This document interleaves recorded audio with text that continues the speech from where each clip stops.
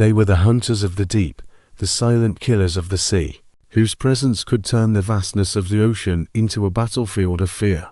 Submarine warfare in World War I was unlike anything seen before. A deadly contest fought beneath the waves where men lived in steel tubes, cut off from the world above, and struck with torpedoes that could shatter mighty warships in seconds. From the U-boat of Nazi Germany prowling the Atlantic in ruthless wolf packs to American submarines, strangling Japan's lifelines in the Pacific, the war beneath the sea was both invisible and devastating. Life aboard these submarines was claustrophobic and dangerous, with stale air, constant tension, and the knowledge that one depth charge could end everything in an instant. In the Atlantic, convoys of merchant ships carried food, fuel, and weapons vital to Britain's survival, while U-boats stalked them relentlessly, sending thousands of sailors to watery graves. In the Pacific, American subs choked Japan's empire by sinking tankers, freighters, and even warships, reducing an island nation to starvation and collapse. Technology evolved at a furious pace. Sonar, radar, torpedo improvements, and codering all shaped the undersea struggle. Submarine crews became ghosts in the ocean, unseen, but always feared, living with courage, exhaustion, and the knowledge that survival was never guaranteed. By the war's end, submarine warfare had claimed millions of tons of shipping, altered the course of campaigns, and left behind stories of incredible bravery, terror, and sacrifice. This is the story of the hunters and the hunted, of machines built for stealth and destruction, and of the men who lived and died in the silence of the deep. So, join me now as we dive into the entire story of submarine warfare in World War I, uncovering the strategy, the battles, and the human experiences that made it one of the deadliest arenas of the war. And before we begin, tell me this: where are you tuning in from, and what time of day is it for you right now as you listen to this story of silent killers beneath the sea? The story of submarine warfare in the Second World War cannot be told without first returning to the uneasy waters of the early 20th century. The submarine was a weapon born in secrecy, mistrust, and experimentation, dismissed by many admirals as a dishonorable tool of cowards. Yet even in its infancy, it carried the promise of transforming the seas into battlefields where no ship could ever truly feel safe. During World War I, Germany terrorized the Atlantic, sinking merchant vessels with ruthless efficiency and starving Britain of supplies. The infamous sinking of the Lusitania in 1915, killing nearly 1,200 civilians, shocked the world and cemented the submarine's reputation as a weapon that blurred the lines between combatants and non-combatants. By the end of that war, U-boat had sunk more than 5,000 ships, inflicting losses the Allies could scarcely afford. But for Germany, the victory came at terrible cost, with nearly 200 submarines lost and tens of thousands of sailors entombed beneath the waves. These grim lessons shaped the doctrine of every major navy during the interwar years. The submarine was no longer an experimental vessel. It was a silent killer with proven power. In the 1920s, navies across the world faced a dilemma: how to integrate this dangerous new weapon into fleets still dominated by battleships and cruisers.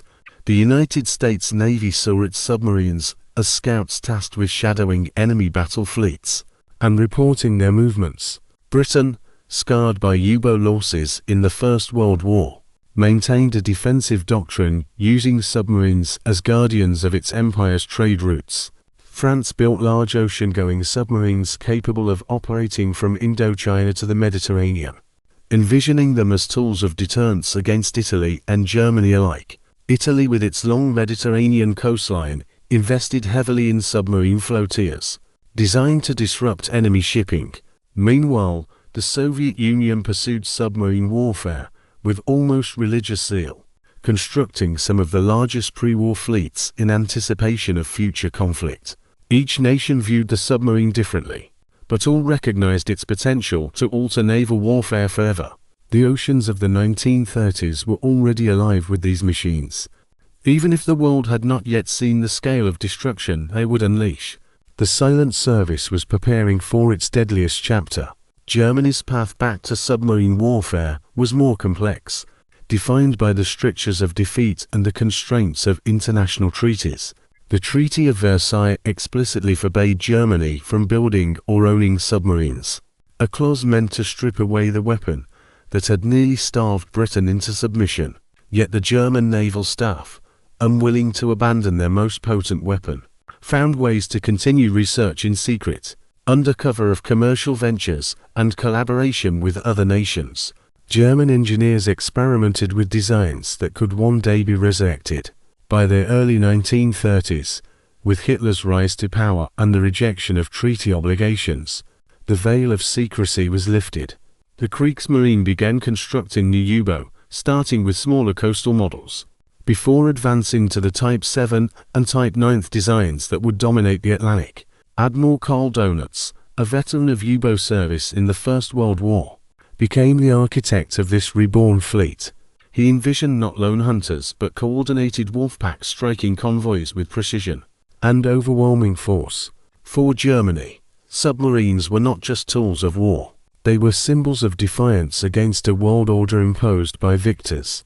The development of submarine technology during the interwar years was marked by relentless innovation and bitter lessons. Diesel engines pioneered in the First World War became standard, providing greater range and endurance.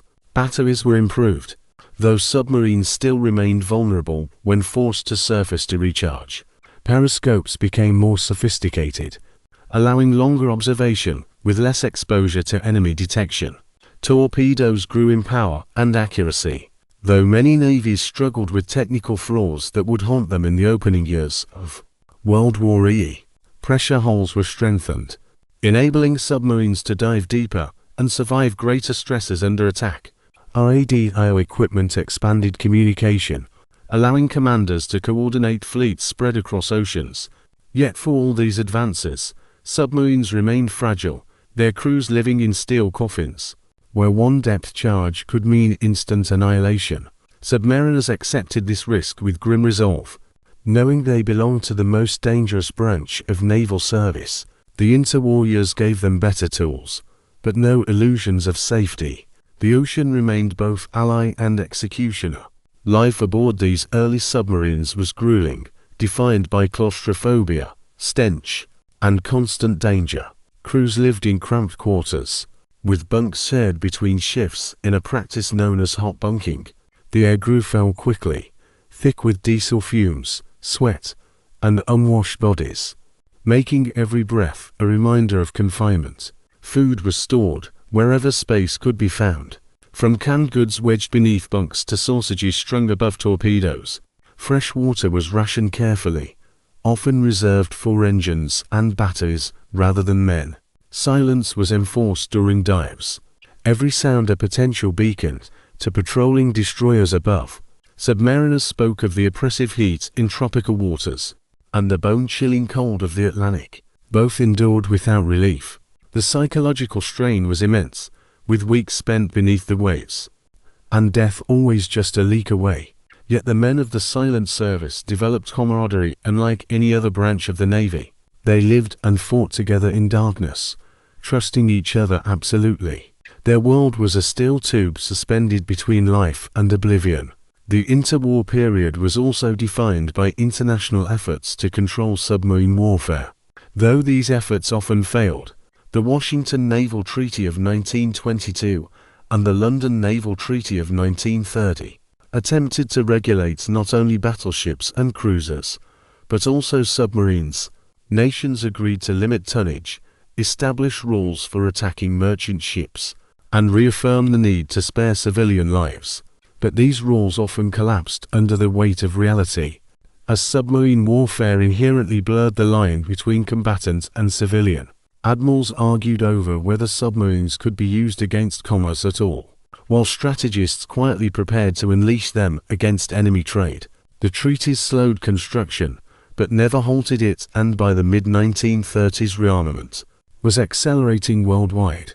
Germany discarded restrictions entirely, while Japan walked away from treaty obligations to pursue its own naval dominance. The hope of controlling submarines through diplomacy proved futile. The world was preparing for another war and the silent killers were sharpening their teeth. Japan too invested heavily in submarines during the interwar years, though its doctrine diverged sharply from Germany's rather than commerce raiding. The Imperial Japanese Navy envisioned submarines as fleet scouts designed to shadow enemy warships and ambush them in decisive battles. Japanese engineers produced some of the largest and most advanced submarines in the world, including vessels capable of carrying seaplanes for reconnaissance. Their I-class submarines boasted long range, enabling them to patrol across the Pacific and even into Indian Ocean waters. Yet, the focus on fleet actions meant Japan never fully embraced the potential of strangling enemy supple lions. When war came, this doctrinal choice would shape their strategy, leaving American shipping routes largely untouched until it was too late. Nevertheless, Japan entered the Second World War with one of the most impressive submarine fleets afloat. Their submariners trained with intensity, committed to the same code of sacrifice that defined their surface fleet. The seeds of both opportunity and failure were sown in these interwar decisions, and they would bear fruit in the years to come.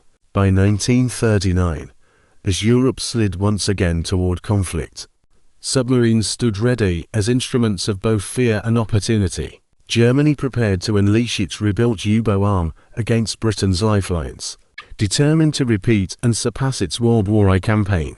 Britain and France braced for another submarine onslaught, investing in escorts, sonar, and convoy systems. The United States maintained neutrality, but quietly expanded its submarine program, anticipating that it would one day be drawn into global war. Japan polished its doctrine of fleet scouting, unaware that the decisive battles it envisioned would rarely materialize. The Soviet Union, though isolated politically, maintained vast submarine fleets in the Baltic and Pacific, ready to defend its interests. Every ocean hid steel predators, waiting for the signal to strike. The legacy of World War I hung over them like a shadow, reminding admirals of both the potential and the peril of these machines. The world had not yet heard the full roar of submarine warfare, but in 1939, the silence before the storm was already deafening. When Germany invaded Poland in September 1939, the world once again turned to the oceans where silent hunters prepared to strike. The Marine was dwarfed by the mighty Royal Navy, lacking battleships and carriers in meaningful numbers, but it held a weapon that could even the odds. Admiral Karl Donitz, commander of the U-boat arm, knew that his fleet of submarines was Germany's best chance to strangle Britain's lifeline. The island nation depended on imports of food, fuel, and raw materials to survive. With nearly 70% of its supplies carried by merchant shipping, Donitz believed that by sinking 700,000 tons of shipping per month, Britain would be starved into submission. Yet when war began, Germany had only 57 operational U-boats, of which fewer than half could operate in the Atlantic at once. Many were small coastal models unsuited for long-range patrols, leaving only a handful of Type 7 and Type 9 boats to carry the burden. Still, these boats carried highly trained crews, men who embraced their deadly mission with iron resolve. The war at sea would begin, not with grand fleets clashing, but with shadows moving beneath the waves. The U-boats were ready. The first weeks of the conflict demonstrated both the potential and the controversy of submarine warfare. On September 3, 1939, just hours after Britain declared war, U-30 torpedoed the passenger liner Athenia off the coast of Ireland. Nearly 120 civilians were killed, sparking outrage and accusations of unrestricted submarine warfare on the very first day. Berlin quickly tried to cover up the incident, blaming Britain for propaganda. But the damage was done. The sinking reminded the world of World War I when U-boat had earned infamy for targeting civilian vessels. Hitler, still hopeful for a negotiated peace with Britain, ordered restrictions on submarine attacks. Captains were instructed to follow prize rules, warning merchant ships before sinking them when possible. But the Atlantic was vast, and war at sea had a momentum of its own. As convoys formed and shipping lanes grew crowded, Such restrictions became increasingly impractical. The submarine commanders, veterans of the silent service, knew their mission would demand ruthlessness. And beneath the waves, ruthlessness was survival. The geography of the Atlantic shaped the early U-boat war as much as strategy. Britain's survival depended on convoys crossing from North America, carrying grain, oil, and steel through treacherous waters. The western approaches, those seas west of Ireland and the English Channel, became the hunting grounds of the U-boat. Narrow straits, unpredictable weather, and constant fog gave submarines perfect cover to stalk their prey. Merchantmen, often lightly armed or completely defenseless, were easy targets for skilled torpedo attacks. Convoys had not yet been fully organized, leaving many ships sailing independently, isolated and vulnerable. For U-boat commanders, this was the first happy time, a period when tonnage sank rapidly and morale soared. Ships burned on the horizon, night after night, their crews scrambling for lifeboats as the submarines slipped away unseen. British newspapers filled with grim headlines of sunken freighters. Insurance rates skyrocketed, and the public felt the creeping pressure of blockade. The war at sea had begun in earnest, and Germany was determined to squeeze the island into desperation. At the center of this campaign stood Admiral Karl Donitz, a man whose vision defined the U-boat war. A former U-boat commander himself, Donitz carried scars from World War I, including years spent as a British prisoner of war. He emerged from that experience, convinced that Germany's only hope against Britain's naval superiority lay in submarine warfare. His doctrine of wolfpack tactics aimed to coordinate multiple U-boats against convoys, overwhelming escorts and sinking dozens of ships in a single night. Yet in 1939, Germany lacked both the numbers and the communications technology to make this vision fully operational. Most U-boats hunted alone, relying on stealth and surprise rather than coordination. Still, Donitz drilled his crews in aggressive tactics, demanding precision, discipline, and absolute loyalty. His men admired him for his dedication, calling him the father of the U-boat arm. He never promised them safety, only honor and effectiveness in their deadly mission. Under his leadership, the submarines became Germany's sharpest weapon against Britain's sea lifeline. And with each sinking, his vision seemed justified. The men who crewed these early U-boats were among the most elite in the German armed forces. Recruited for their technical skill and psychological resilience, they endured months of rigorous training before ever setting foot on a war patrol.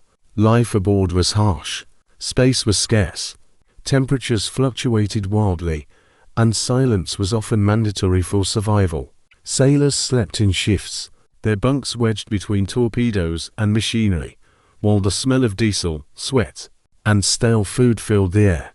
Every dive pressed their ears and lungs with crushing pressure, reminding them of the thin steel barrier that separated life from the sea. Depth charges, when they came, shook the hull with terrifying force, turning the submarine into a steel coffin tossed in darkness. Yet camaraderie was strong, with officers and enlisted men sharing the same dangers and hardships without distinction. Victories at sea lifted spirits, but every patrol carried the shadow of death with no guarantee of return. Submariners knew they served in the most dangerous branch of the Kriegsmarine, and they accepted that honor with grim pride. For Britain, the U-boat threat represented a nightmare that seemed to repeat history. Memories of the World War I blockade were still fresh, and the nation understood its vulnerability as an island power. Prime Minister Winston Churchill, even before becoming leader, had warned that the U-boat peril could strangle the empire. British strategists scrambled to deploy escorts, organize convoys, and expand sonar detection. But in the autumn of 1939, the defenses were thin, destroyers were spread too thin to cover every route, and air patrols could not reach the mid-Atlantic gap. Merchant sailors, many civilians conscripted into wartime service, braved the seas with little more than lifeboats and luck to protect them. As ships went down, questions arose in Parliament about how long the nation could sustain such losses. Newspapers reported tonnage sunk with alarming regularity, fueling fear that Britain might starve before the war turned in its favor. The Battle of the Atlantic was not yet named, but it had already begun. And it was the Hubert that dictated its early tempo.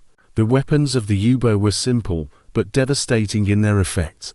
Torpedoes carried warheads packed with explosives capable of splitting a freighter in half.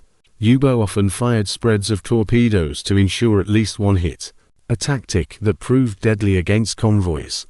Deck guns mounted on the submarines allowed them to finish off damaged vessels, or conserve torpedoes against smaller targets. In the early months, when merchant ships lacked heavy escorts, these guns were used frequently, with U-boats surfacing boldly to shell defenseless ships. The psychological effect of such attacks was immense, as sailors watched explosions tear through steel holes without ever seeing their attacker. Survivors floated in lifeboats, clinging to hope as submarines disappeared into the night. For the Germans, every successful patrol was measured in tonnage sunk, reported back to donuts with clinical precision. For the Allies, each loss represented both material and morale, eroding Britain's confidence in its ability to endure. The sea had become a battlefield where the enemy was invisible, and fear itself was part of the weapon. By the close of 1939, the U-boat threat had already reshaped the war at sea. Dozens of ships lay at the bottom of the Atlantic, and Britain's lifelines trembled under the strain. Yet, the Germans had only scratched the surface of what Donuts envisioned for his submarine fleet.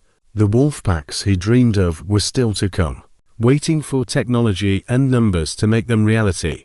Britain, meanwhile, recognized that survival depended on solving the U-boat menace.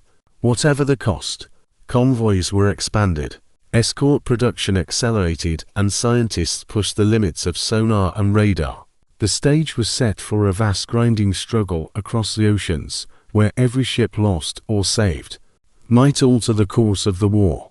In this opening chapter of submarine warfare, Germany had shown its hand. The U-boat would be its deadliest weapon. For Britain, the question was not if the threat could be defeated, but how long the nation could endure. The silent war beneath the waves had begun, and it would define the Second World War at sea. By the winter of 1939, the Atlantic Ocean had become a graveyard of steel and fire, its waves carrying the wreckage of Britain's lifeline. German U-boat prowled the sea lanes, their commanders turning the ocean into a battlefield where no merchantman was safe. Each night flares illuminated the horizon as tankers and freighters erupted into flames, their crews scrambling for lifeboats under a sky filled with smoke. The Royal Navy, stretched thin across global commitments, struggled to provide escorts for the endless stream of convoys. Destroyers raced from one emergency to the next, depth charges rolling into the sea as they hunted shadows that always seemed to slip away. Britain's survival depended on 70 million tons of imports each year, and within months, the tonnage losses became alarming. By December 1939, over 100 merchant ships had been sunk, and morale at home began to crack under the pressure of scarcity. Civilians saw rationing tighten, with sugar, butter, and meat ration cards becoming symbols of sacrifice. Newspapers carried grim headlines of sinkings, while photographs of survivors in lifeboats brought the war uncomfortably close. The Battle of the Atlantic had begun not with fleets, but with hunger. The U-boat's early victories came from a mix of boldness and Britain's unpreparedness. Many merchant ships still sailed independently, ignoring the lessons of the First World War when convoys had saved countless lives.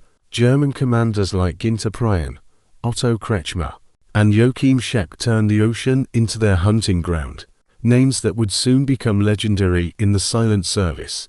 Prien achieved instant fame in October 1939 when his U-47 penetrated Scapa Flow, the Royal Navy's supposedly impregnable anchorage. With cold precision, he sank the battleship Royal Oak, killing more than 800 sailors in their bunks and humiliating the British Admiralty. Kretschmer, nicknamed Silent Otto, perfected surface night attacks, slipping into convoys and striking at close range with devastating effect. Scheck, equally daring, became a master of ambush, teaching his crews to exploit gaps in convoy defenses. These commanders embodied Donuts' vision, each sinking measured not just in tonnage, but in psychological impact. The world took notice as Hubert proved they could challenge the might of the Royal Navy. For Britain, the nightmare had returned. The North Atlantic itself became a weapon, a vast stage of storms, fog, and treacherous seas that favored the hunter more than the hunted. Winter gales battered convoys, scattering merchantmen and forcing escorts to break formation. Icebergs drifted silently in northern waters, complicating navigation and creating hazards that submarines used as cover. In these conditions, the U-boat thrived, surfacing to attack when visibility dropped to near zero. Convoys stretched over miles of ocean, their ships vulnerable at the flanks and rear where escorts could not be everywhere at once. Submarine commanders studied shipping routes carefully, intercepting convoys as they funneled through choke points near Ireland and the Bay of Biscay. Merchant captains, many civilians and trained for combat, sailed through nights of terror as explosions shattered the darkness. Survivors clung to rafts in freezing seas, their hands and faces turning blue before rescue could arrive. The Atlantic was as much an enemy as the Germans, swallowing men whole in the cold embrace of its waters. It was a battlefield where nature and technology conspired to destroy, and in 1940, the U-boat held the advantage. The Royal Navy responded by organizing convoys, but escorts were scarce, and gaps remained large enough for wolves to slip through. Destroyers, sloops, and corvettes struggled to protect dozens of ships, their sonar operators listening for the faint echo of steel beneath the waves. Depth charges were their main weapon. Barrels of explosives rolled over the stern and set to detonate at guess depths. But sonar was imprecise, and more often than not, submarines escaped unscathed. Diving deep into the Atlantic darkness, U-boat crews endured these hunts in silence, the hull groaning under pressure as explosions thundered above. Men whispered prayers, sweating in the stale air as rivets creaked with every blast.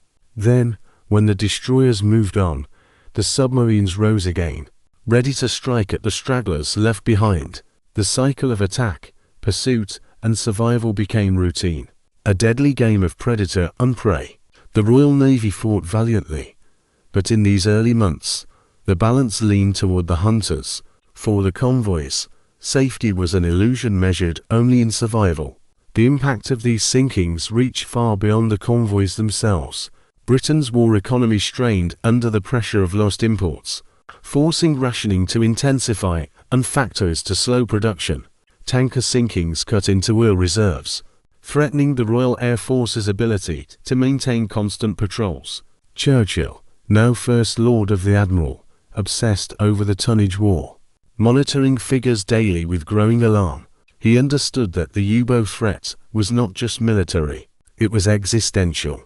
The morale of the British people depended on keeping food on tables and fuel in tanks, and each sinking ordered that resolve. Across the Atlantic, President Franklin Roosevelt watched closely, recognizing that America's future was tied to the survival of Britain's supply lines. The U-boat in their steel coffins had created a crisis that stretched across continents. Every ship sunk was a victory for Germany, but also a reminder of how fragile Britain's survival was. The ocean had become a battlefield of global consequence, and at its heart, the U-boat prowled relentlessly. Donuts' men refined their tactics with each patrol, experimenting with new ways to maximize destruction. Night surface attacks became the preferred method, with U-boat approaching silently on the waves. Invisible to sonar, at close range, they fired spreads of torpedoes, each detonation turning the sea into a cauldron of flame and steel. The chaos of such attacks often left escorts overwhelmed, forced to choose between rescuing survivors and hunting the attackers. U-boats sometimes lingered after sinking ships, questioning survivors for intelligence before disappearing into the night. These encounters were chilling as lifeboats drifted in silence, while shadowy figures asked for routes, speeds, and cargoes. The war at sea was personal, fought not by faceless machines, but by men staring across the waves at one another. German propaganda celebrated these victories, hailing U-boat commanders as heroes of the Reich. The crews themselves measured success in tons of shipping sunk, knowing each patrol might be their last. For them, the ocean was both battlefield and tomb, and every victory carried its own shadow. By 1940, the U-boat campaign escalated as Germany tightened its grip on Europe. With bases in France following the fall of Paris, U-boat could now operate much deeper into the Atlantic without exhausting fuel. The Bay of Biscay became their gateway, launching point for wolfpacks that spread across the sea lanes. This expansion extended their reach to North American waters, threatening supply lines before they could even approach Britain. Convoy escorts, already overstretched, now faced a far greater challenge. Covering thousands of miles with too few ships, air cover remained limited, leaving the dreaded mid-Atlantic gap where submarines operated with near impunity. The tonnage war entered a new phase and Britain's survival teetered ever closer to collapse. Donuts pressed Hitler for more submarines, insisting that only by building hundreds could victory at sea be assured. In Berlin, production ramped up, turning construction into a priority of the Reich. The hunters were multiplying, and the Atlantic would soon be filled with their shadows. The battle had only just begun. For the men who lived through it, the early years of the Battle of the Atlantic were etched in fire, salt, and memory.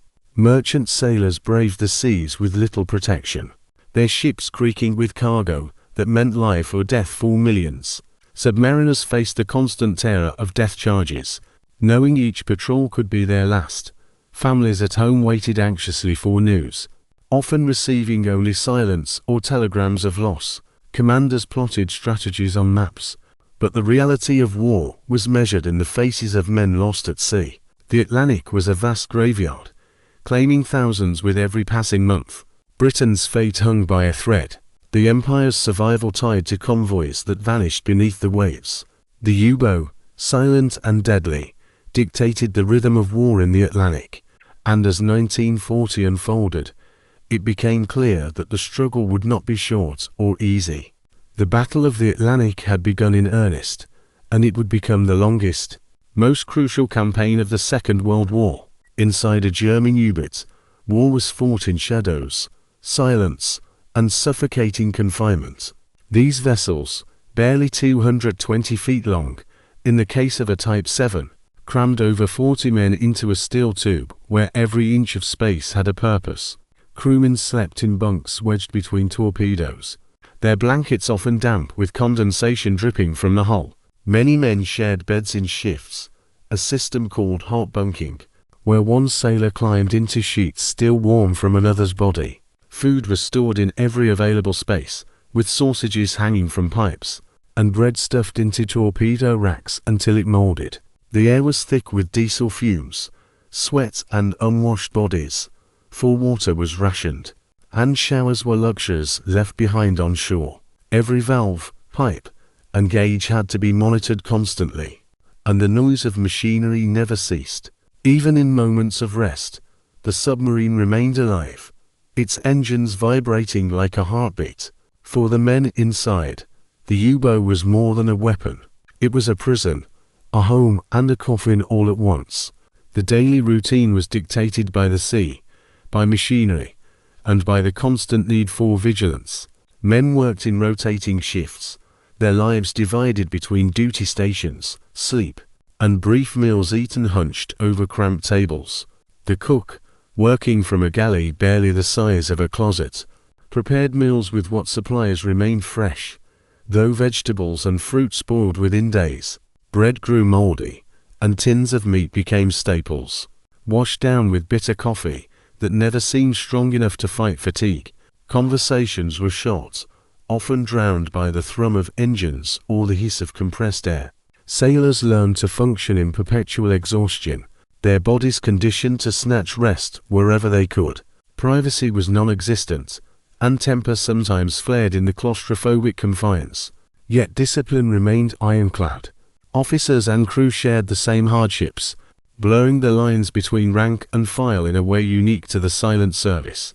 Camaraderie became survival, each man knowing his life depended on the others.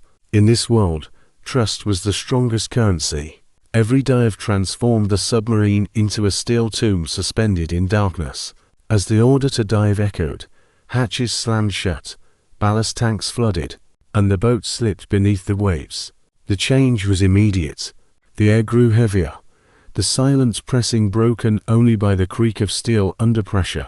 Men checked gauges obsessively, listening for the ominous groan that meant the hull was straining. In combat, silence was enforced with sailors whispering, moving slowly, and even controlling their breathing to avoid betraying their position. The smell of oil mixed with sweat became overpowering, and the temperature climbed rapidly, especially in tropical waters where the submarine became an oven. Batteries discharged steadily, filling the air with acidic fumes that stung the eyes and lungs. Each dive carried the risk of disaster, for even a small leak could become fatal under pressure. Depth charges exploding nearby shook the hull like a giant hammer, showering men with rust flakes as they braced for death. Survival was never guaranteed, and every descent reminded the crew of how thin the line was between life and oblivion. Psychological strain was the hidden enemy aboard every patrol. The men of the U-boat lived with constant reminders of their mortality, each dive another step into the unknown. Sleep was plagued by nightmares of drowning or burning, dreams interrupted by sudden alarms that sent men scrambling to their stations. Some sailors endured claustrophobia, their panic controlled only by sheer discipline and fear of letting comrades down. Others became numb, their minds shutting out the reality of their surroundings to preserve sanity. Letters from home were treasured, read and reread until the paper nearly wore through. Small anchors to a world that felt impossibly distant. Humor became a shield with jokes told in whispers or crude songs sung quietly during rare moments of calm. Yet the strain sometimes broke men, their nerves shattering under bombardments that lasted 4 hours. Dönitz himself acknowledged this psychological toll, praising his men as much for their mental endurance as their technical skill. The silent service demanded not only courage, but resilience of the mind. Few emerged from it unchanged. Despite the hardship, camaraderie gave U-boat crews their strength. Officers and sailors lived in such proximity that barriers of class and rank blurred into shared hardship. Commanders ate the same food, slept in the same damp bunks, and endured the same bombardments as the lowest seamen. Bonds were forged in sweat, fear, and laughter, creating loyalty that went beyond regulation. Crews celebrated each sinking with subdued pride, their victory marked not by cheers, but by a silent toast with whatever coffee or schnapps remained.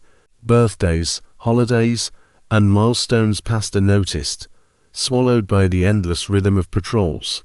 But when a crewmate died, the loss reverberated through the boat like a wound in the steel itself. Survivors spoke of the silence that followed, as though the submarine itself mourned. These bonds gave meaning to their suffering, turning isolated individuals into a single machine of flesh and steel. Without that trust, no crew could endure the relentless pressure of life beneath the sea. With it, they became deadly hunters. Weapons were not just tools, but constant companions within the confined space. Torpedoes lined the bow and stern, their warheads slumbering beside the men who ate, slept, and prayed in their shadow. Each weighed nearly 2 tons, deadly in silence, until unleashed into the ocean. Crews handled them with reverence, knowing a single mishap could end them all in fiery seconds. Reloading them in the cramped forward compartment was backbreaking work, requiring precision even as the boat rolled in heavy seas. The deck gun-mounted topside was rarely seen once the war grew dangerous, but its shells were stacked inside the boat, a reminder of earlier times when U-boats surfaced to duel unarmed freighters. The machinery that sustained life, engines, batteries, pumps, was as much a weapon as the torpedoes, for without them, the submarine was nothing but a coffin, adrift. Men became intimately familiar with every valve and lever, treating each system with care born of necessity. In battle, every hand had its role, every action tied to survival. The weapons defined their existence just as much as the steel walls that confined them. Danger came not only from the enemy, but from the sea itself. Storms lashed U-boat on the surface, waves crashing over the conning tower and sweeping sailors into the freezing Atlantic. Inside, condensation dripped constantly, soaking clothes and corroding instruments, a reminder that the ocean was always trying to claim them. In tropical waters, The heat became unbearable, with temperatures inside rising above 100. Sweat dripping into eyes as men worked. In Arctic patrols, the cold was just as merciless. Ice forming on bulkheads and breath hanging in the air. Salt water invaded the air systems, fouling machinery and forcing constant maintenance. Rats and cockroaches thrived in the darkness, feeding on crumbs and gnawing through food stores. Even the act of surfacing to recharge batteries carried risk. 4 destroyers and aircraft scoured the sea with radar and searchlights. The sea was both their home and their executioner. For every man aboard, the U-boat was a fragile refuge against a vast indifferent enemy. The ocean itself never stopped reminding them of their vulnerability, and yet, despite the hardship, the men of the U-boat carried with them a sense of pride and purpose. They knew they were the sharpest weapon in Germany's arsenal, feared by merchant sailors and dreaded by Allied commanders. Each patrol offered the chance to tilt the war in their nation's favor, to bring Britain to its knees by severing her lifeline. Their bravery was celebrated at home, where propaganda films and radio broadcasts turned U-boat commanders into heroes of the Reich. But the men themselves, cramped inside their steel tubes, measured their lives in torpedoes fired, miles sailed, and comrades lost. They endured because they believed in their mission, because their survival depended on it, and because the bond with their crewmates left no room for weakness. Their world was unlike any other branch of the war, hidden beneath the waves, silent and unseen. Life aboard a U-boat was hardship, fear and sacrifice woven into every hour. It was a life few could endure, but for those who did, it defined them forever. Admiral Karl Donitz understood from the outset that lone submarines could not by themselves strangle Britain's lifelines. The Atlantic was vast, and while a single U-boat could sink ships, it could not destroy entire convoys guarded by escorts. Drawing from his World War I experience, Donitz envisioned a new method of warfare built upon coordination, precision, and relentless aggression. He called it Rudel tactic, the Wolfpack tactic, where multiple submarines would converge on convoys, like predators on prey. The strategy relied on U-boat forming patrol lines across shipping lanes, each boat sweeping the sea with its periscope and radio. Once a convoy was sighted, the submarine shadowed it at a distance, reporting its position back to headquarters in occupied France. Donitz's staff would then direct nearby U-boats to converge on the convoy, surrounding it from multiple sides. When night fell, the attack began with submarines striking from all directions at once, overwhelming the escorts. It was a tactic designed not for chance encounters, but for systematic slaughter. And in the early years of the war, it proved terrifyingly effective. Night was the Wolfpack's greatest ally, cloaking the hunters in darkness while the convoy struggled to see their attackers. U-boats surfaced under cover of night, their low silhouettes almost invisible against the black horizon. Surfacing gave them speed, allowing them to maneuver into position and fire torpedoes with deadly accuracy. Escorts limited by primitive radar and sonar often failed to detect the submarines until torpedoes were already in the water. The sudden explosions ripped into merchantmen, turning the sea into a burning graveyard of oil and steel. In the chaos, panicked ships broke formation, making them even easier targets for follow-up attacks. Commanders like Otto Kretschmer perfected the art of night surface combat, slipping into the heart of convoys and firing at point-blank range. His calm precision earned him the nickname Silent Otto, and his patrols became legendary for the tonnage sunk. Others like Joachim Schepke and Goprime became equally renowned, their exploits celebrated in German propaganda. To the Allies, these men were predators without mercy. To the crews of the U-boat, they were the embodiment of Donitz's doctrine. The Wolfpack attacks were meticulously planned, but often executed with instinct and daring. Communication was vital, with submarines reporting positions through encrypted radio signals to coordinate movements. These transmissions, though brief, were dangerous, for Allied direction-finding equipment could sometimes triangulate their origin. Still, Donitz insisted on constant communication, believing coordination was worth the risk of detection. Submarines often spent days shadowing convoys, calling in reinforcements until half a dozen boats could assemble. Once in position, the commander on the scene took control, orchestrating the attack as if conducting a symphony of destruction. Torpedoes struck paralyzed by the impossibility of defending every flank. Some convoys lost a third of their ships in a single night, their decks aflame as survivors abandoned ship. The Wolfpack was not just a tactic, it was psychological warfare, a demonstration that the Atlantic was controlled by unseen predators. Sailors feared the night, knowing it brought not rest but death. And in that fear, the Wolfpacks multiplied their effectiveness. The success of Wolfpack tactics in 1940 and 1941 created what U-boat crews called the happy time. Convoys crossing the Atlantic suffered devastating losses, with entire fleets of merchantmen sent to the bottom in coordinated strikes. In a single month of 1941, U-boats sank more than 300,000 tons of Allied shipping, a figure that terrified British strategists. Merchant sailors spoke of nights lit by burning tankers, their cargo of oil spreading fire across the waves. Survivors floated in lifeboats, watching helplessly as other ships were struck, one after another, by invisible assailants. Escorts raced frantically, dropping depth charges where they guessed submarines might be, but often too late to prevent further destruction. Donuts' Wolfpacks appeared invincible, their commanders returning home to medals, promotions, and parades.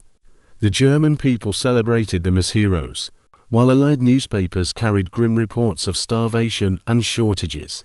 For Britain, the threat of blockade loomed larger than ever, echoing the desperation of 1917. And for the U-boat, it seemed the Atlantic had become their hunting ground without limit. Life inside the Wolfpack, however, carried dangers as great as the rewards.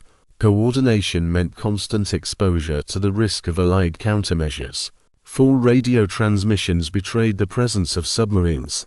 Escorts began to learn the patterns, predicting where Wolfpacks might assemble and directing air patrols to strike. Attacks that once seemed effortless became increasingly costly, with Hubert driven deep beneath the waves by depth-charge barges. The men inside endured hours of terror, clinging to their bunks as explosions thundered overhead. Water dripped from cracked seams, and the hull groaned under the strain of pressure as sailors waited in silence. Many wrote farewell letters during these bombardments, tucking them into their clothing with the faint hope they might someday be found. Even in victory, the Wolfpacks suffered attrition, with some boats failing to return from patrols celebrated as triumphs. For every commander raised to fame, another vanished without a trace. The ocean remained a cruel equalizer, rewarding boldness, but punishing carelessness with instant death. In the Wolfpacks, glory and destruction walked hand in hand. For the merchant sailors who faced the Wolfpacks, the experience was a nightmare without equal. Convoy duty meant weeks of slow travel across the endless grey Atlantic, where every shadow on the horizon carried menace. They slept in their clothes, ready to abandon ship at the first explosion. Lifeboat drills became ritual, though most knew that in freezing waters survival time was measured in minutes. When torpedoes struck, chaos reigned. Fires erupted, ships listed, and men leapt into the sea as oil spread across the surface. Survivors huddled in lifeboats, hearing the cries of comrades fade into the dark, while U-boat prowled silently nearby. Some sailors swore they saw commanders surface to question them, asking for convoy routes before vanishing again into the night. Fear of the Wolfpacks was as powerful as the torpedoes themselves, eroding morale and shaking confidence in the safety of the seas. Merchant shipping was more than logistics. It was the artery of Britain's survival, and with every sinking, the Wolfpack struck at the very heart of the nation's will to fight. The Allied response grew increasingly urgent as the Wolfpack threat mounted. Britain expanded convoy escort groups, building corvettes and destroyers as fast as shipyards could manage. Sonar and depth-charge tactics improved, giving escorts better chances of detecting and destroying submarines. Aircraft carriers and long-range patrol planes began closing the mid-Atlantic gap, denying U-boat the sanctuary they once enjoyed. Intelligence gathering, particularly through coding, offered new ways to anticipate wolfpack movements. Yet in the early years, these improvements lagged behind the scale of the U-boat threat. Dennett pressed relentlessly, arguing that with 300 submarines at sea, he could force Britain to surrender. Germany poured resources into building more U-boats, filling pens in France with new vessels rolling out at a steady pace. The Battle of the Atlantic became a war of numbers, ships built versus ships sunk, and in that grim arithmetic, the wolfpack seemed poised to tip the balance. The struggle was becoming one of endurance, fought mile by mile, ton by ton, life by life. By 1942, the wolfpack tactics had spread the war far beyond the British Isles, reaching deep into the Western Hemisphere. With America's entry into the war, U-boats surged toward the East Coast in a campaign known called Operation Drumbeat. Tankers and freighters burned in sight of American cities, their flames reflecting against the night sky. The wolfpacks adapted easily to these new waters, exploiting America's initial lack of coastal defenses. The Atlantic became a killing ground, stretching from Newfoundland to the Caribbean, with merchant losses mounting at terrifying speed. But with expansion came risk, and Allied countermeasures grew stronger with each passing month. The wolfpacks would eventually face a turning tide, their dominance challenged by technology, intelligence, and sheer industrial might. Yet in their early years, they represented the apex of U-boat warfare, a strategy that nearly brought Britain to her knees. The wolfpack was more than a tactic. It was a symbol of the predator's supremacy at sea, and its shadow defined the Battle of the Atlantic. By 1941, Britain understood that survival hinged not just on courage at sea, but on innovation and relentless adaptation. The U-boat menace had pushed the nation to the brink, threatening to choke off supplies of food, fuel, and war materials. In response, scientists, shipbuilders, and strategists embarked on a race against time to counter the silent killers beneath the waves. At the heart of this effort stood a device known as ADS, the early form of sonar, which could detect submarines by bouncing sound waves off their hulls.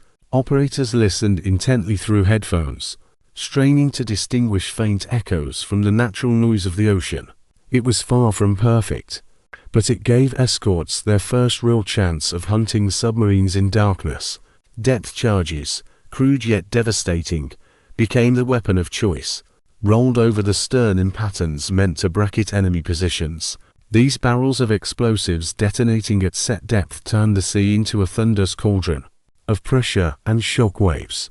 For U-boat crews, the ping of sonar became the sound of impending death, and for Allied escorts, it became the first hope of turning hunters into hunted. The Royal Navy expanded its escort forces, realizing that convoys could only survive with constant protection. Corvettes of the Flower class, small and hastily built, were dispatched in large numbers to shepherd merchantmen across the Atlantic.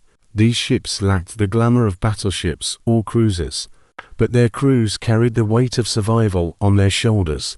Destroyers, faster and more heavily armed, became the strike arm of the escort groups, rushing to attack sonar contacts with depth charges. Escort commanders learned to operate in groups, coordinating attacks to keep submarines submerged and unable to maneuver. This forced U-boat to drain their batteries, and limited their ability to launch coordinated wolfpack strikes. The mere presence of escorts reassured merchant sailors who knew they were no longer alone against the dark.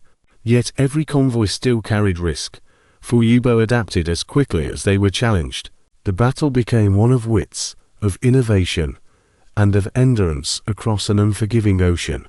The escorts were the shield, fragile yet unyielding, and their presence marked the beginning of resistance. Air power soon emerged as one of the most decisive factors in the struggle against the U-boat. Coastal Command of the Royal Air Force expanded its patrols, sending long-range aircraft to scour the sea for signs of submarines. Catalinas and Sunderlands patrolled vast stretches of the Atlantic, armed with depth charges and bombs. Pilots learned to spot periscopes glinting in the sun, or oil slicks trailing across the surface. 4 submarines, surfacing to recharge batteries, now carried mortal risk as aircraft could swoop down without warning.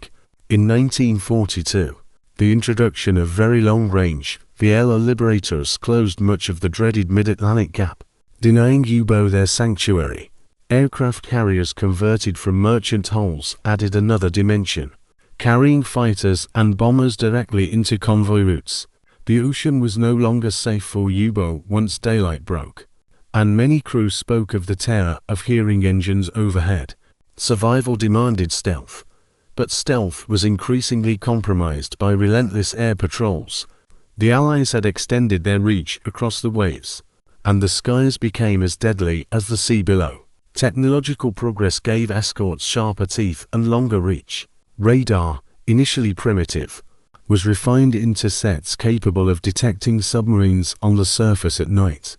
No longer could U-boat approach convoys unseen under cover of darkness, their silhouettes betrayed by the sweep of invisible beams. HFDF, nicknamed Huffduff, triangulated U-boat radio transmissions, allowing escorts to track wolfpack coordination. Combined with sonar, radar, and intelligence, escorts became increasingly adept at predicting submarine positions.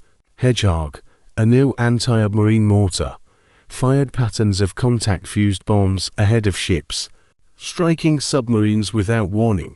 These weapons transformed the hunter's game, reducing the advantage submarines once held. For the first time, escorts could strike before U-boat launched their attacks, forcing them into defensive dives. Technology did not eliminate the U-boat threat, but it narrowed the window of opportunity for successful strikes. The sea was still vast, but the shadows in which the hunters once thrived were shrinking, and with each innovation, the balance of the Atlantic War shifted. The human element of the fightback was no less vital than machines. Escort crews endured endless nights on storm-tossed seas, staring into darkness for signs of periscopes or torpedo wakes. Sonar operators, their ears pressed to headphones, bore immense responsibility, for one missed contact could mean dozens of ships lost. Pilots flew long, lonely missions over grey expanses, often returning with empty fuel tanks and eyes bloodshot from hours of scanning the waves. Many escorts and aircraft were lost themselves, sacrificed to protect convoys against an enemy that struck invisibly. Yet morale stiffened as victories increased. Each destroyed U-boat celebrated as a reprieve for the merchant sailors. Survivors rescued from lifeboats spoke of the relief at seeing a corvette silhouette on the horizon. These men knew the escorts were their only shield against annihilation. The human cost was immense, but so too was the determination. In the war against the U-boat, technology was nothing without courage, and courage was the Allies' most renewable resource. By 1942, escort groups had grown into organized hunter-killer formations designed not only to defend but to destroy. Led by aggressive captains, these groups included destroyers, corvettes, and aircraft working in unison to sweep the seas. When a submarine was detected, the group moved with precision, herding the U-boat with sonar and attacks until its destruction was assured. Some battles lasted 4 hours, depth charges hammering the depths, while escorts circled relentlessly. The strain on U-boat crews was unimaginable as they endured bombardments that rattled nerves and broke machinery. Hulls groaned, gauges shattered, and men prayed in the suffocating dark as pressure mounted. Survivors described the eerie quiet after depth charge attacks, broken only by the hiss of leaking pipes. For many, there was no escape, their final moments marked by desperate efforts to surface before being crushed. Hunter-killer groups turned the tables, showing that submarines could be hunted just as ruthlessly as they hunted, and their successes gave hope that the U-boat menace might one day be defeated. The strategic significance of these developments cannot be overstated. Britain's survival depended on keeping convoys afloat, and every improvement in escort tactics directly impacted the outcome of the war. Food shipments reached tables, fuel-powered aircraft, and steel-fed factories that produced weapons in massive quantities. The Allies recognized that the Battle of the Atlantic was not a side campaign, but the foundation upon which victory would be built.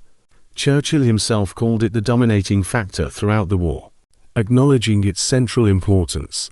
The fight back was not swift or easy, but it bought precious time, blunting the effectiveness of wolfpacks.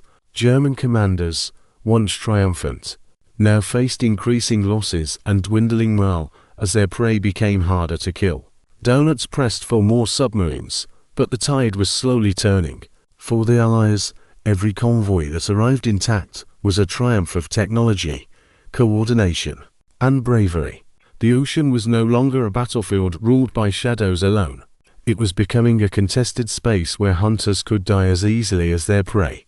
And yet, the U-boat war was far from over, and the fight back carried its own brutal costs. Escorts were lost, aircraft shot down, and convoys still paid in lives and tonnage for every crossing. Submarine crews, though increasingly hunted, remained deadly.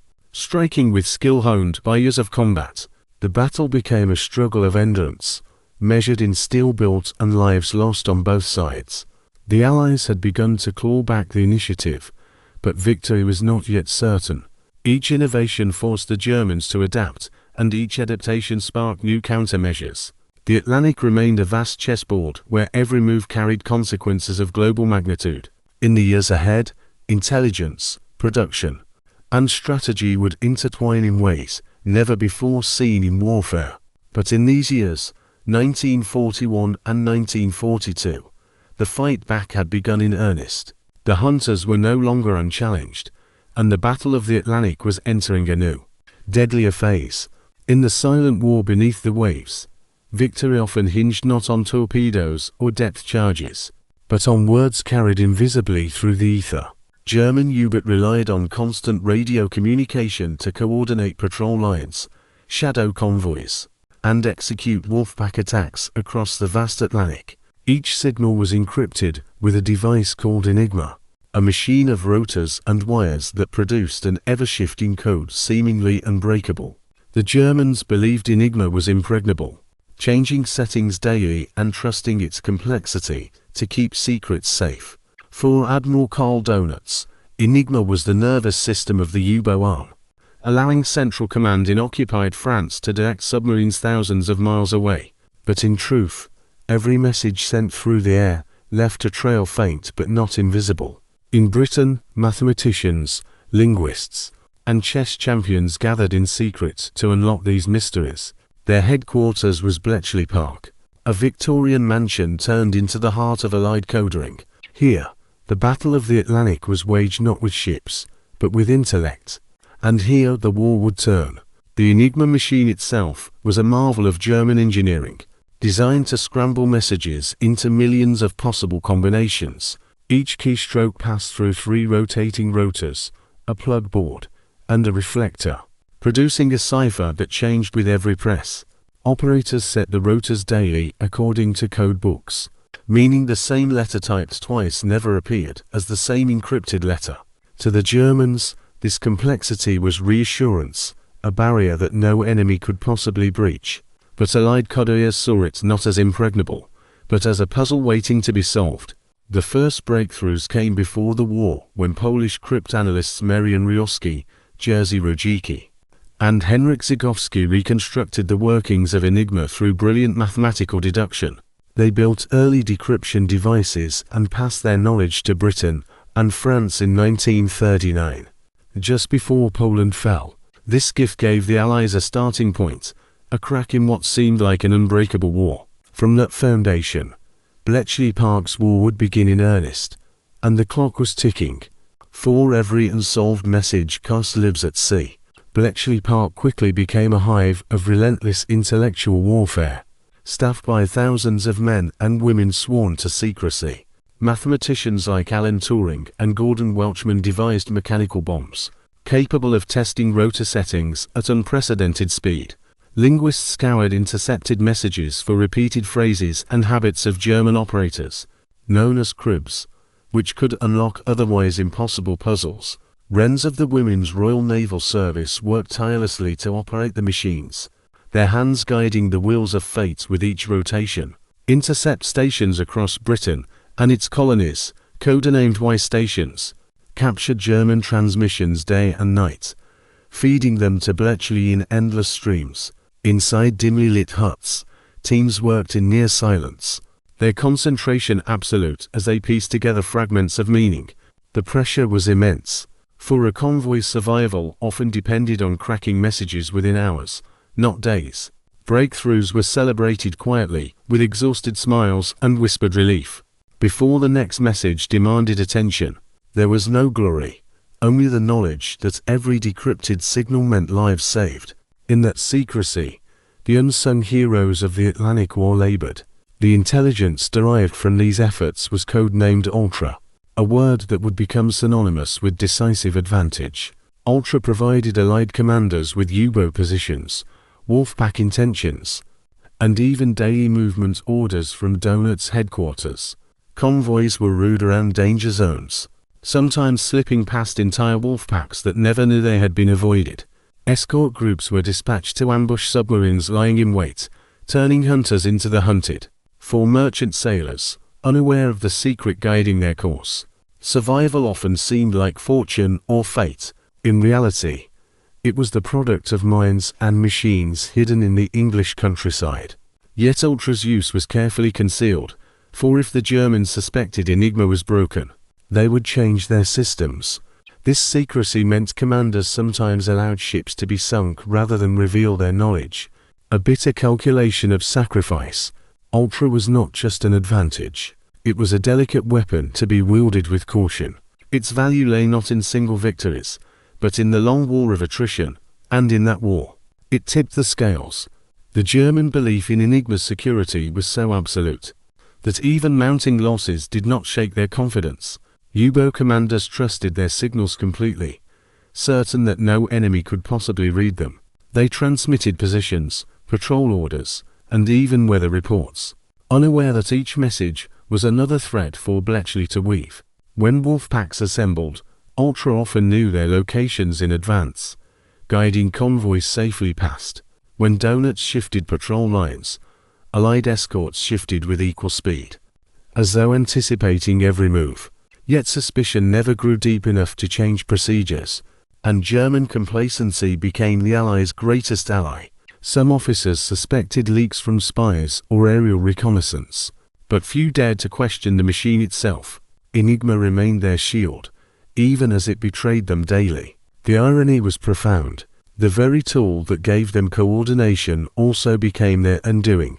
The U-boat fleet, bound by its dependence on encrypted communication, was fighting with its secrets exposed, and still they never knew. The human stories behind these cryptographic battles reveal a war fought far from the front lines, yet no less perilous in consequence. Alan Turing, a shy and brilliant mathematician, revolutionized the use of machines to break ciphers, his work laying the foundation for modern computing. Gordon Welchman's idea of diagonal boards accelerated the bombs, cutting weeks into hours. Thousands of young women, often overlooked by history, worked tirelessly in huts filled with clattering machines, their labor as essential as any sailors on the Atlantic. Sleep was scarce and the pressure immense, for delays meant convoys walking blindly into Wolfpack jaws. Victories were rarely celebrated, for the work remained secret, even from family and friends.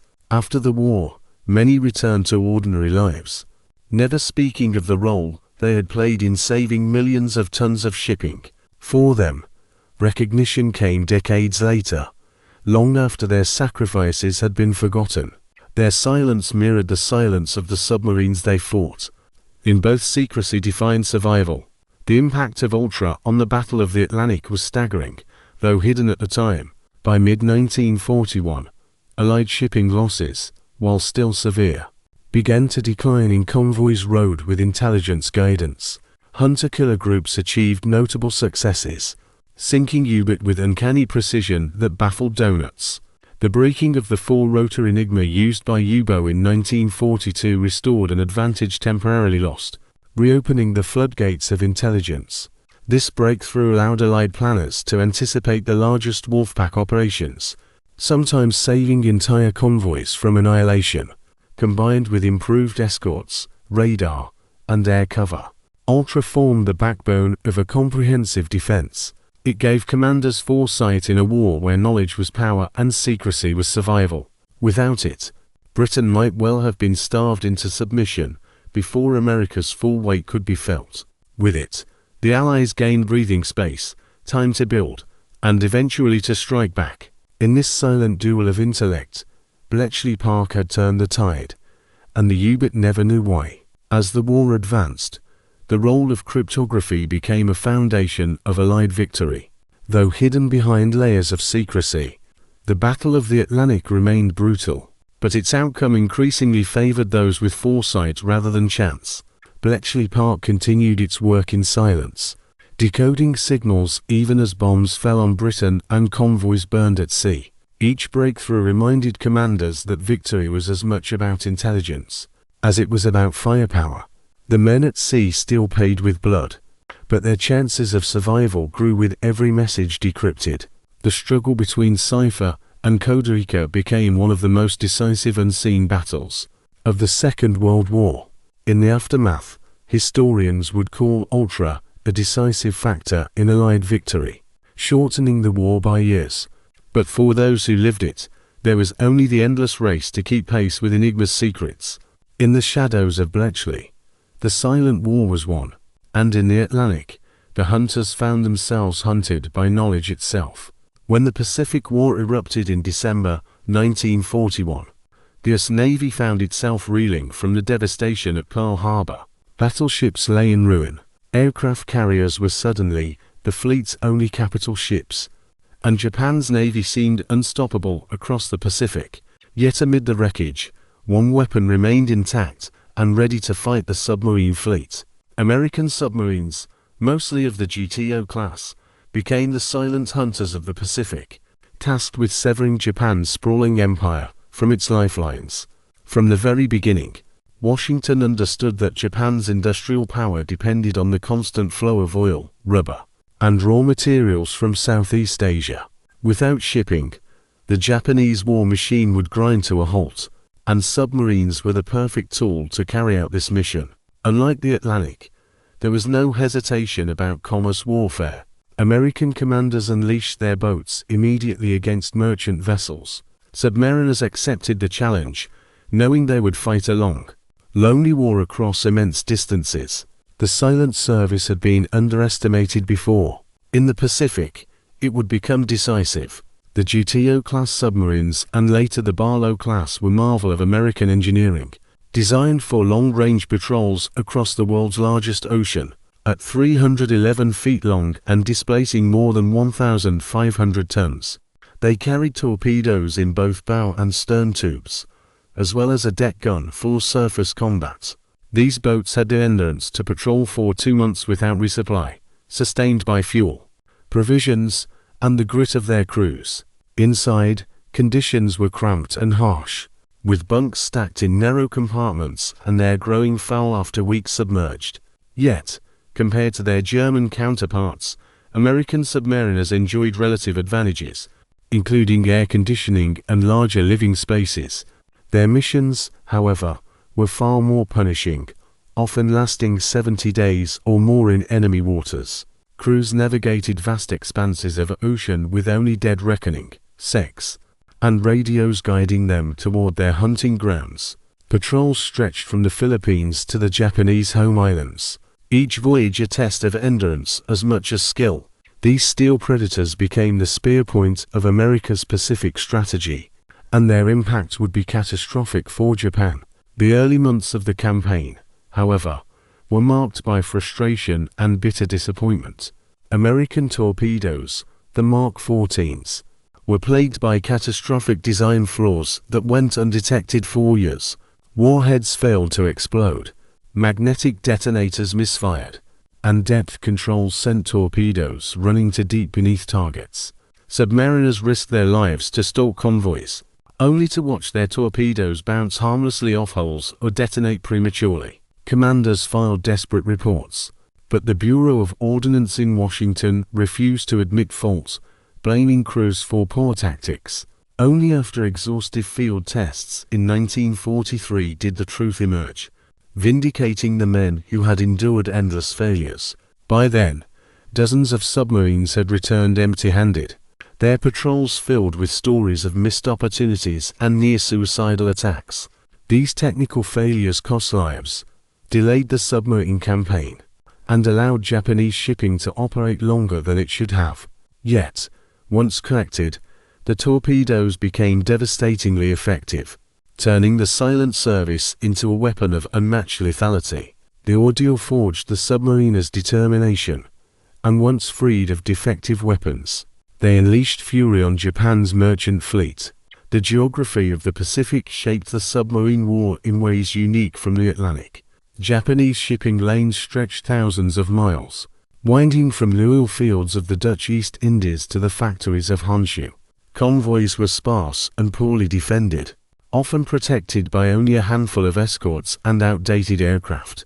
Unlike Britain, Japan never built an effective convoy system, believing its navy could defend sea lanes with battleships and cruisers. This arrogance left merchantmen vulnerable to prowling American submarines that struck where protection was weakest. Crews learned to position themselves along choke points, the Luzon Strait, the South China Sea, and the approaches to Japan itself. There, submarines waited patiently, engines silent, until convoys sailed directly into their ambush. Attacks came suddenly, torpedoes streaking through dark waters and detonating with thunderous eruptions. Survivors described ships vanishing in seconds, swallowed by flames, or breaking apart beneath their feet. The Pacific's vastness was no protection.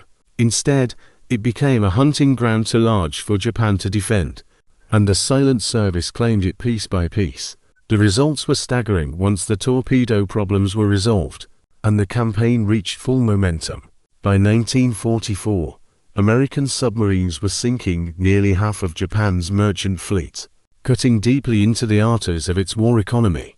Tankers carrying oil from Borneo and Sumatra were prime targets, their destruction forcing Japan into crippling fuel shortages. By late 1944, the Imperial Navy struggled to sort its warships with carriers and battleships often confined to port for lack of fuel. Food shortages spread across Japan as rice shipments from Southeast Asia were sunk in vast quantities. Submarines also targeted troop transports, drowning thousands of soldiers bound for distant garrisons before they ever reached battle. The cumulative effect was devastating. Japan's economy collapsed, its navy withered, and its armies were left isolated on distant islands. Unlike the Atlantic, where victory came after years of attrition, the submarine war in the Pacific was swift, brutal, and decisive. The silent service had struck at Japan's lifeblood, and Japan had no answer. The human stories of this campaign reveal both courage and tragedy. Submariners lived on the edge, their patrols filled with tension as they crept close to enemy harbors, or stalked convoys under cover of night. Crews celebrated victories with quiet satisfaction, knowing every ship sunk shortened the war. Yet losses were heavy, with 1 in 5 submariners never returning home, the highest casualty rate of any American service branch. Boats disappeared without trace, their fate learned only years later when records were recovered from Japan. Families waited in silence, receiving letters that never came, their grief hidden beneath the war's larger story. Those who survived spoke of endless tension, of sweat dripping in tropical heat, of silence broken only by the ping of sonar and the distant thunder of depth charges. The submarine war was relentless, fought in suffocating steel coffins, where every dive might be the last. It demanded not only skill, but an iron will to endure, and it left scars on every man who sailed beneath the waves. Among the most famous victories were the sinking of Japanese warships, proof that submarines were not confined to commerce raiding alone. The USS Wahoo, commanded by Dudley Mushmorton, became legendary for its aggressive patrols, sinking multiple ships in daring surface attacks. The USS Harder under Samuel Day destroyed 5 Japanese destroyers in a single patrol, earning the nickname Submarine Killer. In 1944, the USS Cavour torpedoed and sank the aircraft carrier Shikoku, a veteran of Pearl Harbor during the Battle of the Philippine Sea. Other boats claimed cruisers, destroyers, and even battleships, proving that no Japanese vessel was safe. These victories boosted morale, bringing headlines back home and cementing the silent service's reputation. Yet, commanders also carried heavy burdens, knowing their aggressive tactics often pushed crews to the brink of exhaustion. The line between triumph and tragedy was thin, and many celebrated submariners never returned from later patrols. Heroism was constant, but so was sacrifice. The Pacific was unforgiving to both hunter and hunted. By the end of the war, American submarines had destroyed more than 1,100 Japanese merchant ships and nearly 200 warships. They accounted for 55% of Japan's total losses at sea, despite comprising less than 2% of the US Navy's manpower. This disproportionate impact underscored the strategic brilliance of the campaign and the courage of the men who carried it out. The silent service had lived up to its name, fighting a war invisible to most Americans, but decisive in its outcome. Without shipping, Japan could not sustain its armies, fuel its planes, or sail its warships. The submarines had done what fleets of battleships could not. They had strangled an empire in the silence of the deep with patience, courage, and steel. The US Navy had won one of the most decisive campaigns of the Second World War. The Pacific would forever remember the hunters that stalked its waters, and history would remember the silent service as the shadow that helped bring Japan to defeat. Every battle fought beneath the waves was shaped by the machines that carried men into the depths. Submarines were not all alike. Each navy crafted designs that reflected its doctrine, geography, and strategic ambitions. The Germans favored boats optimized for the Atlantic, sleek and deadly hunters built to stalk convoys across storm-tossed seas. The Americans required long-range vessels capable of traversing the Pacific's vast distances, carrying supplies for patrols lasting months. Britain built boats designed for versatility, operating in the confined waters of the Mediterranean and the distant reaches of empire. Japan, envisioning decisive fleet battles, invested in massive submarines capable of carrying aircraft, the largest undersea vessels of their time. Even the Soviet Union fielded formidable fleets, emphasizing numbers and endurance in preparation for wars of attrition. Each class carried its own strengths and weaknesses, advantages and fatal flaws, and in their steel hulls, nations projected their hopes for victory. The arsenal of submarines defined not only tactics, but the very nature of undersea warfare. The German Type 7 was the workhorse of the Kriegsmarine, the most numerous and iconic submarine of the war. At just over 220 feet long, it was compact yet lethal. Armed with 5 torpedo tubes and carrying 14 torpedoes, its small size gave it agility, allowing it to maneuver quickly during convoy attacks, especially at night on the surface. Crews of 45 men lived in harsh conditions, crammed into narrow compartments with little comfort. The Type 7's range was limited compared to its American counterparts, but it was ideal for operations from bases in France against North Atlantic convoys. Its endurance was enough to patrol for weeks, striking fear into merchantmen and escorts alike. The Type 7 became the backbone of the Wolfpacks, its silhouette etched into the nightmares of sailors. Over 700 were built, making it the most produced submarine class in history. Yet with mass production came vulnerability, and as Allied technology advanced, these boats became as much targets as predators. The Type 7 embodied both Germany's early dominance and its eventual attrition. For longer missions, the Germans relied on the larger Type 9, a formidable ocean-going boat designed to reach far beyond the Atlantic. At over 250 feet in length, it carried more torpedoes, heavier armament, and greater fuel capacity. These submarines patrolled the waters off Africa, South America, and even the United States, striking at shipping where defenses were weakest. Type 9 boats became infamous during Operation Drumbeat, when they ravaged American coastal shipping in 1942. Their crews endured long voyages, sometimes lasting 3 months, pushing endurance and morale to the limit. Conditions were even harsher than in the Type 7 with heat, foul air, and exhaustion constant companions. Yet the prestige of commanding a Type 9 was immense. 4 of these missions carried the war to the enemy's doorstep. Some were modified as supply submarines known as milk cows, carrying fuel and provisions to extend the endurance of the warf packs. Others carried experimental weapons reflecting Germany's constant search for new advantages. The Type 9 symbolized reach and ambition, proof that the U-boat war was never confined to the North Atlantic. The United States answered with the WW2 class, the backbone of its submarine fleet in the Pacific, at 311 feet long and displacing over 1,500 tons. These boats dwarfed the German U-boat in size and endurance.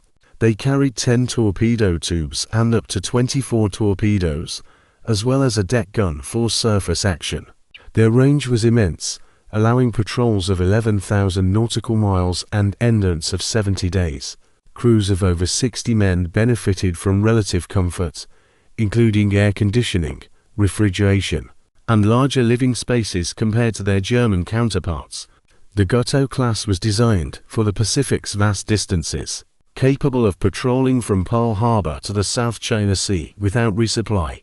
They proved versatile, striking merchant convoys, warships, and conducting reconnaissance missions.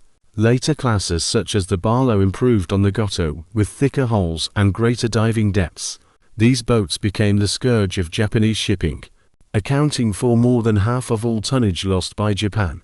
The WW2 was not merely a weapon, it was a floating fortress of endurance, perfectly suited to its theatre. The British, constrained by geography, emphasized versatility in their submarine designs. The T-class became the backbone of the Royal Navy's silent service, operating in the Atlantic, Mediterranean, and beyond.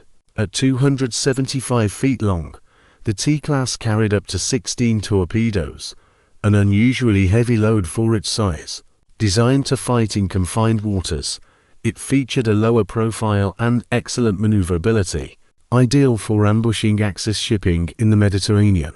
Crews of over 60 men endured conditions nearly as harsh as their German counterparts with heat, stale air, and constant risk of detection. T-class submarines scored notable successes, sinking Italian warships and Axis merchant convoys bound for North Africa. Their role extended beyond commerce raiding, supporting amphibious operations and landing commandos on hostile shores. British submarines often worked in coordination with surface fleets, reflecting Britain's integrated naval doctrine. While less famous than German or American boats, the T-class carried its share of victories and losses with equal determination. In their steel hulls, Britain defended its empire's seal lanes and contested the Mediterranean strategic waters. The T-class symbolized endurance under pressure.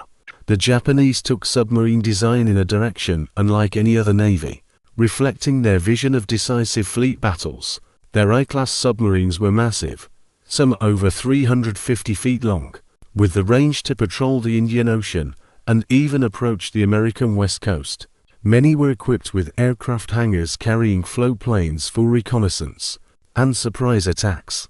These boats represented technological ambition, but they were built for a doctrine that prioritized fleet scouting over commerce raiding. Japan envisioned its submarines shadowing enemy carriers and battleships, relaying intelligence for decisive naval engagements. In practice, this doctrine squandered opportunities to American logistics, for Japanese submarines rarely targeted merchant convoys. Instead, they focused on warships, scoring notable successes like the sinking of the carrier Wasp in 1942. Conditions aboard were austere, with crews enduring long patrols across immense distances. Their large size made them slower to dive and easier to detect, reducing survivability against increasingly capable Allied escorts. The I-class submarines were engineering marvels but strategic failures. They reflected a vision of war that never materialized. The Soviet Union, though less celebrated, maintained one of the largest submarine fleets of the war. Their designs emphasized quantity, with hundreds of boats built for defense of coastal waters and regional seas. Classes like the Shuka and class operated in the Baltic, Black Sea, and Arctic, striking Axis shipping despite difficult conditions. Soviet submarines faced harsh challenges, including poor maintenance, limited resources, and treacherous ice-bound waters. Crews endured primitive conditions, with little comfort and constant risk of mechanical failure. Yet they fought with determination, sinking German supply ships bound for the Eastern Front and disrupting Axis operations. The Arctic convoys to Murman and Archangel also depended on Soviet submarines to contest German naval forces, though their contribution is often overshadowed by the larger Atlantic and Pacific campaigns. Soviet submariners paid a heavy price in lives. They demonstrated that undersea warfare was not limited to the great oceans, but fought in every corner of the globe. In the ice and cold of northern waters, the Red Navy's submarines carried their own silent war, and their sacrifices were immense. The arsenal of submarines in World War I reflected the diversity of strategy, ambition, and geography. Germany's Type 7 and Nike's embodied ruthless efficiency and reach, striking fear into Atlantic convoys. America's Goto class carried the war deep into the Pacific, severing Japan's lifelines with unmatched endurance. Britain's T-class proved versatile and effective in contested seas, fighting both commerce and warships with equal tenacity. Japan's I-class revealed technological ambition, but strategic miscalculation, a fleet built for battles that never came. The Soviet Union's submarines showed that numbers and determination could contest even the harshest waters. Each class was a mirror of the nation that Donitz withdrew his boats from the North Doctrine and necessity, recognizing that the losses were in steel coffins, for the first time in the war few could imagine. U-boat were no longer left a legacy written in a diminishing force. The lives the merchantmen and the silent endurance carrying of the men within. Planes, together they formed food the across the ocean with increasing security. War. Britain, and through once them, on the brink of starvation, became the deadliest battlefield of all. By early 1943, strategy, the Battle of the Atlantic had reached a grim crescendo with merchantmen hailed as Germany's sharpest weapon, prowling the seas in greater numbers, and the Allies had seized the initiative in the longest campaign of the war. Now Commander-in-Chief of the U-boat crews had committed nearly 200 submarines beyond the Atlantic. Patrols that once promised glory could still be starved into certain death. Convoys survival rates plummeting as escort boats and aircraft their coordinated attacks. Men endured devastating UNESCO shipping. The sea beneath the surface erupting like an earthquake as they cowered in silence was already underway. The stench of diesel shipyards were launching filled the hull, faster than condensation dripped like rain, and inside the steel closing the once vast mid-Atlantic hours of bombardment. Ultra-intelligence gave commanders advanced knowledge of Wolfpack or writing farewell notes, guiding convoys many boats surfaced only to be torn apart by strafing aircraft. New technologies, their survivors flung into slick seas, and high-frequency direction went unread, when stored in lockers that would never again be opened. Even the most experienced commanders confessed their prey was no longer helpless. Realizing their war was now 1943 the camaraderie decisive was tested, and the tide of the Atlantic War would turn at last. The introduction of long-range aircraft for changed the face of the campaign almost overnight. Less a battlefield, the consolidated beta for Liberator with its immense endurance now patrolled deep into the mid-ocean. The shift was felt in growing confidence and renewed determination. Coastal command Sunderlands and Catalina's expanded their reach as well. Prowling seas that had once been safe hunting grounds, but the odds were now in their favour. And sailors began to believe survival was possible, swooping down to unleash depth charges before crews could die. The U-boat commanders who had once surfaced boldly to attack under cover of darkness than ever, now faced commanders took pride in sinking fresh air. Each fueling indication of training and technology became perilous. Aircraft crews with allied aircraft homing in on gatherings in mid-ocean. The vast Atlantic that their long hours domain now scanning empty seas compressed by wings that could cover thousands of miles. Fleet stiffened, bolstered by the knowledge that they were no longer lambs to slaughter. The Atlantic crossing remained dangerous, and the horror of being terror of 1940 and 1941 had become the deadliest enemy. In its place was a sense of control, and the German advantage was slipping away. And with every successful convoy, escort groups were transformed into aggressive hunter-killer formations and pursued submarines. Relentlessly, the collapse no longer content to simply protect convoys was both personal. These groups went on the offensive, sweeping suspected Wolfpack with unwavering coordination and believing it could break Britain and decide the war. And improve now he watched as his destroyers and corvettes struck with deadly accuracy. Their losses outweighing their victories.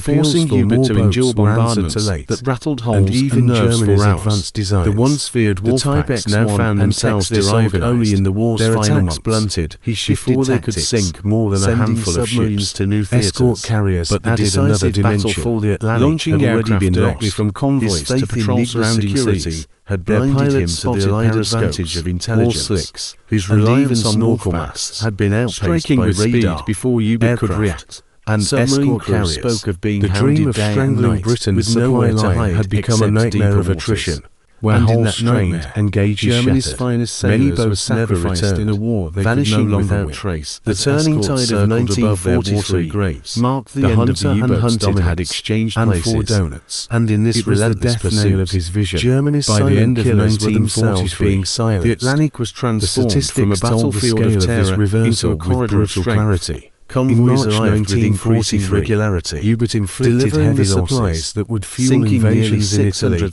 Normandy, and beyond in a single month. The United States, only 2 months later, surged across the ocean. The situation by the predators that had once feasted on merchant battles, Britain once yielded dozens of Allied sinkings, no longer fearing starvation from the sea. Losses. The U-boat in just 4 weeks, once the symbol of German submarines were destroyed, had been broken. Nearly its remnants scattered across distant patrol areas.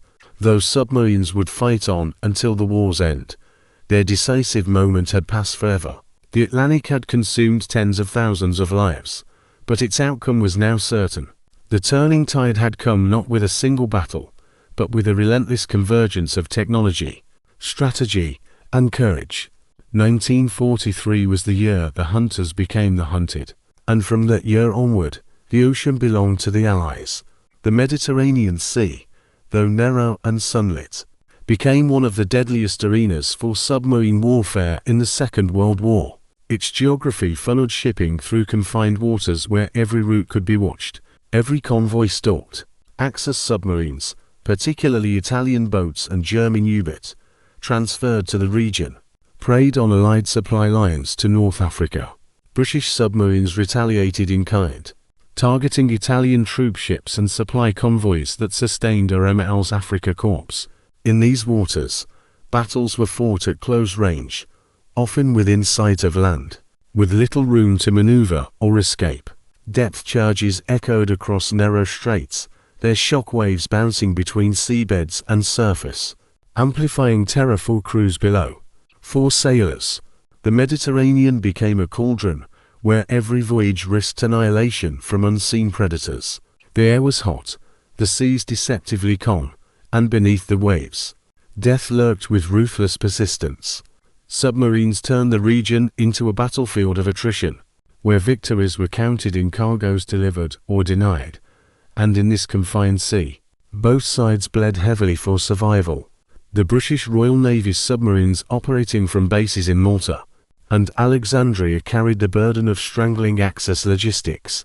The island of Malta itself became a fortress of resistance, its survival dependent on convoys that ran the gauntlet of submarines, aircraft, and surface raiders. Submarines stationed there struck constantly, sinking Italian freighters laden with fuel, ammunition, and food bound for North Africa. Their successes starved Moore's panzer divisions, leaving tanks without fuel, and soldiers without rations in the deserts of Libya. Italian submarines, larger and more numerous than their British counterparts, often struggled with aggressive Allied escorts and poor coordination. Yet, when supported by German U-boats, they inflicted sharp losses on convoys bound for Malta and Egypt. The seesaw battle was brutal, with victories measured not only in ships sunk, but in the fate of armies ashore. A single convoy's failure could tip the balance of campaigns deciding whether RML advanced or Montgomery held firm. Submarines in the Mediterranean were more than weapons. They were arbiters of strategy, and their impact rippled across the deserts of North Africa. Conditions aboard submarines in the Mediterranean were among the harshest of the war.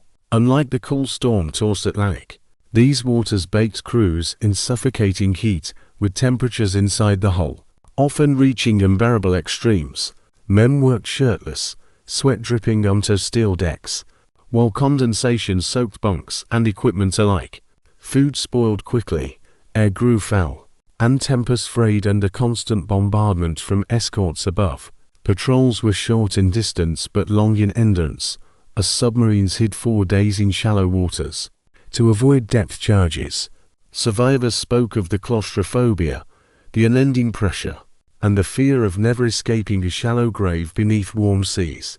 Torpedoes once fired often revealed a submarine's position instantly, inviting merciless retaliation. The Mediterranean turned steel hulls into ovens, testing human endurance as much as tactical skill. For crews, every patrol was a battle against heat, thirst, and fear. And yet, despite these conditions, submariners endured, determined to strike again. Their war was as much against the sea as against the enemy. While the Mediterranean saw constant attrition, the Arctic convoys presented a different but equally harrowing struggle. These convoys sailing from Britain and Iceland to the Soviet ports of Murman and Archangel carried the lifeblood of Lendel's aid. Tanks, aircraft, trucks, and ammunition were packed onto merchantmen, braving seas patrolled by U-boat and aircraft of the Luftwaffe.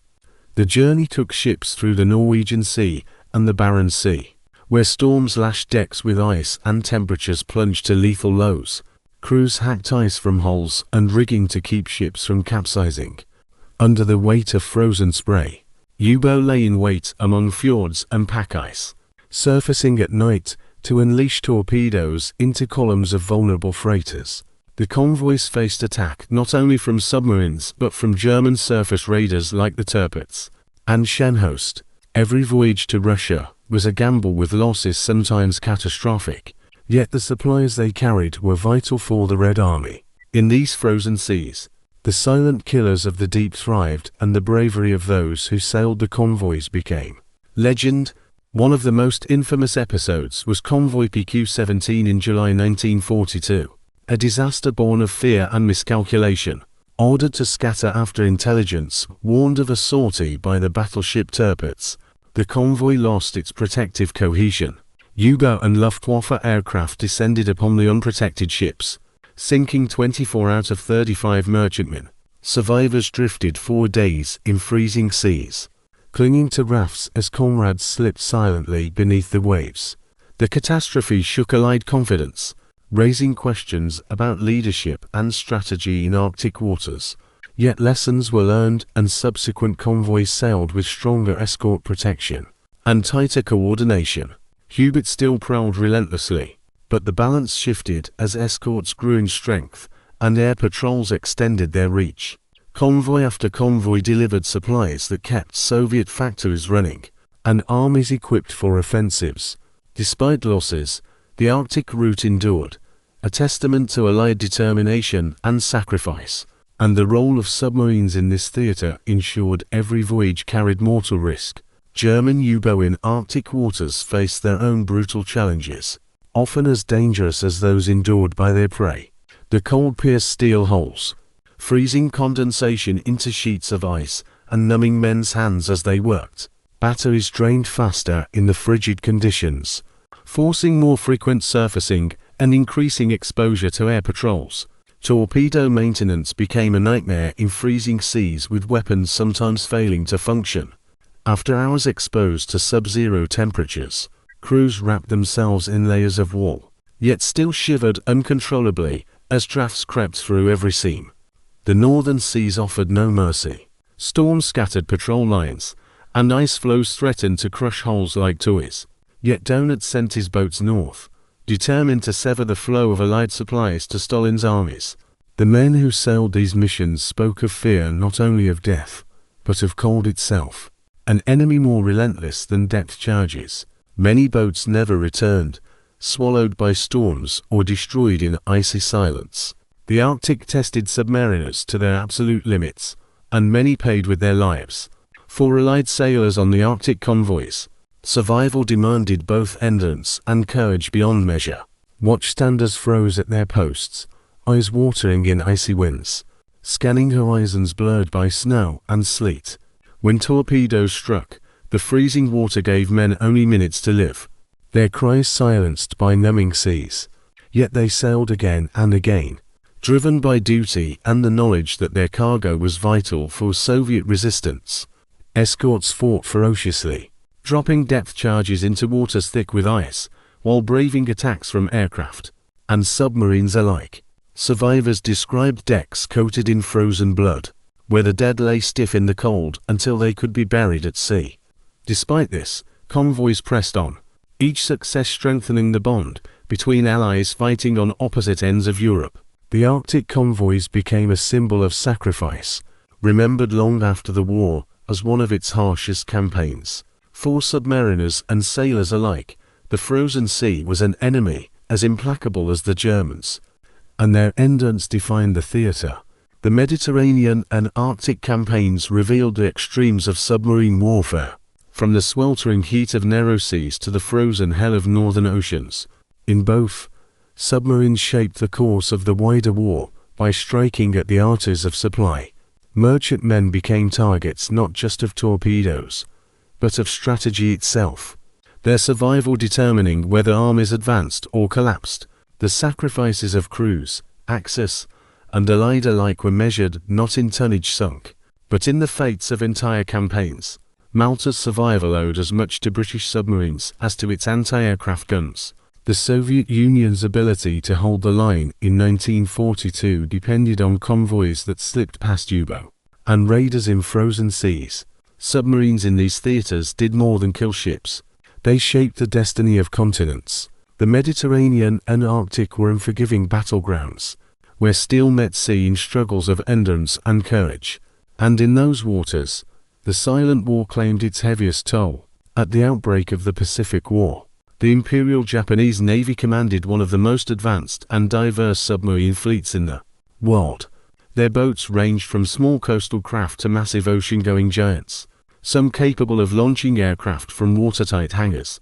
In theory, this arsenal could have strangled American supply lines across the Pacific, replicating the devastation German U-boat inflicted in the Atlantic.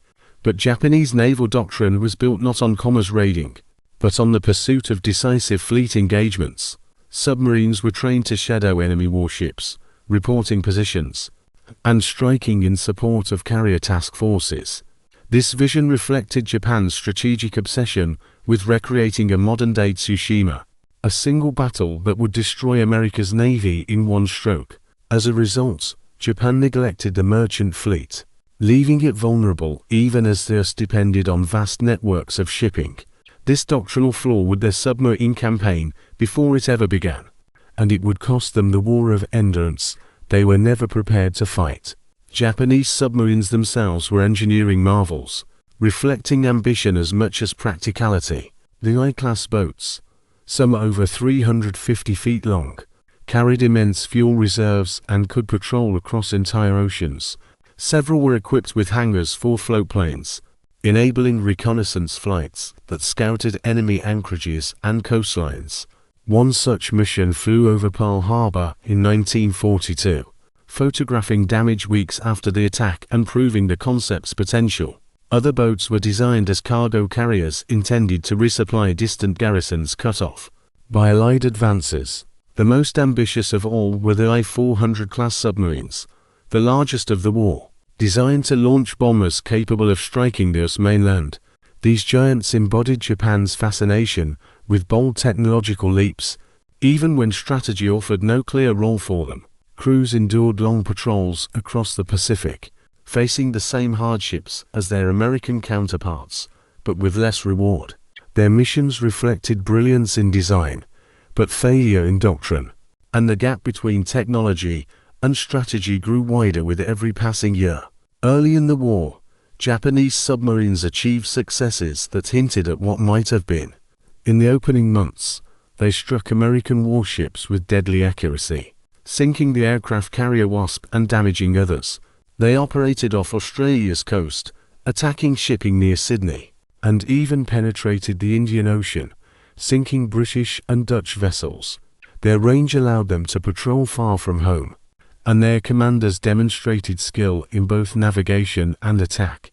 Yet, these victories were limited to warships and isolated raids, impressive, but strategically insignificant. Unlike their German counterparts, Japanese submarines were not deployed in wolfpacks and coordination between boats was minimal. Attacks on merchant convoys were rare. Even though American logistics depended on thousands of ships bringing supplies to Pacific islands, this neglect squandered an opportunity to the United States at its most vulnerable moment. When it was still reeling from Pearl Harbor, the silent service of Japan hunted boldly but without purpose, and without purpose, victories became meaningless. The doctrinal blindness was rooted in Japan's view of war as a contest between fleets, not economies. Naval leaders saw submarines as scouts and auxiliaries, tools to weaken enemy task forces before the decisive battle. Convoy warfare was dismissed as secondary, even dishonorable compared to the clash of battleships and carriers. This mindset reflected both tradition and hubris, a refusal to acknowledge the industrial imbalance between Japan and America. By sparing us merchant shipping, Japan allowed the full weight of American industry to surge across the Pacific. Supplies, troops, and weapons flowed uninterrupted to Australia, the Philippines, and island staging grounds. Japanese submarines could have strangled these routes, forcing America to divert resources and delay offensives. Instead, they hovered around carrier task forces, waiting for rare opportunities that yielded little strategic gain. In effect, Japan's submarines fought the wrong war, and their potential to shape the Pacific campaign slipped away, wasted by flawed vision. As the war turned against Japan, submarines were increasingly redirected to missions of desperation. Many became supply boats carrying food, fuel, and ammunition to isolated island garrisons bypassed by American advances. Crews risked their lives to deliver rice and medicine to soldiers starving in jungles and caves, often under heavy attack from Allied aircraft and escorts. These missions were dangerous and thankless, consuming submarines in roles they were never designed to fill. Others were tasked with inserting commandos or conducting reconnaissance, roles that, while daring, had little effect on the broader war. Japan's most advanced submarines were thus wasted on errands of survival, rather than decisive campaigns. Every boat used as a supply vessel was one less stalking American shipping lanes. By 1944, the submarine arm was a shadow of its former self, scattered and unfocused. Their missions reflected Japan's growing desperation, and their strategic irrelevance became undeniable. Despite the failures of doctrine, individual Japanese submarine crews fought with courage and skill. Commanders like Tokota Kinoshi of the I-19 achieved remarkable feats, sinking the carrier Wasp, a destroyer, and damaging two battleships with a single spread of torpedoes. Such moments demonstrated the lethality of Japan's boats when used aggressively and with precision. Yet for every success there were months of fruitless patrols, wasted opportunities, and missions that ended in silence beneath the waves. Crews endured long patrols with dwindling morale, aware that their sacrifices were yielding little effect on the war's outcome. They watched as America's silent service destroyed Japan's merchant fleet, while their own efforts contributed little to defending it. Their courage could not overcome flawed orders and wasted potential. They fought bravely, but they fought in vain, and history remembers them as victims of a doctrine that denied them victory. By 1944 and 1945, Japan's submarine fleet was being annihilated, hunted by American destroyers, aircraft, and even submarines. Losses mounted with entire patrols vanishing into the depths, victims of radar, sonar, and overwhelming Allied power. The once ambitious I-class giants were no match for hunter-killer groups that struck with precision and coordination. The grand vision of I-400 super submarines faded as they were captured. Before completing a single mission, Japan's failure to protect its shipping was catastrophic as American submarines strangled the empire. With ruthless efficiency, factories closed for lack of resources, warships rusted in harbors for want of fuel, and civilians starved as rice convoys were sunk. Submarines that might have inflicted similar damage on America were gone, wasted in roles they were never meant to play. The silent service of Japan had been silenced by its own leader blindness, and by war's end, it was little more than a footnote to the greater disaster. The legacy of Japanese submarine warfare is one of ambition without vision, bravery without strategy, and potential without fulfillment. Their boats were among the most advanced of the war, yet their doctrine ensured they never reached their true potential. They struck warships with daring, but left the arters of supply untouched, forfeiting the chance to America when it was weakest. As the United States built strength and strangled Japan's economy, the submarine arm faded into irrelevance.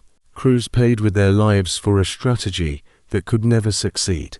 Historians still debate what might have been if Japan had embraced commerce warfare like Germany. But history records what was not, what could have been, and what was a failure that doomed the empire to isolation and starvation. In the end, Japan's submarines were silent, not because of defeat at sea, but because of defeat in vision. And that silence echoes still across the Pacific. Beneath the waves of the Second World War, submarines waged their deadly campaigns with weapons that were both terrifying and deeply flawed.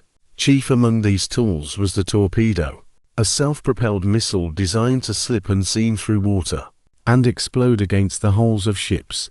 Its concept was simple, but in practice, it combined engineering, chemistry, and timing into a weapon of immense complexity. Torpedoes carried warheads packed with TNT or Torpex, the latter nearly 50% more powerful than conventional explosives. Propulsion came from compressed air, steam, or later electric motors, each with advantages in speed, range, and stealth. Guidance was primitive, relying on gyroscopes to keep the torpedo true to its course once fired. Accuracy depended heavily on the submarine commander's calculations, often made under pressure in seconds as escorts bore down. A single spread could decide the fate of a convoy, or just as often vanish into the sea without striking anything. The torpedo was both the sword and the gamble of the undersea war, and its failures could be as consequential as its successes.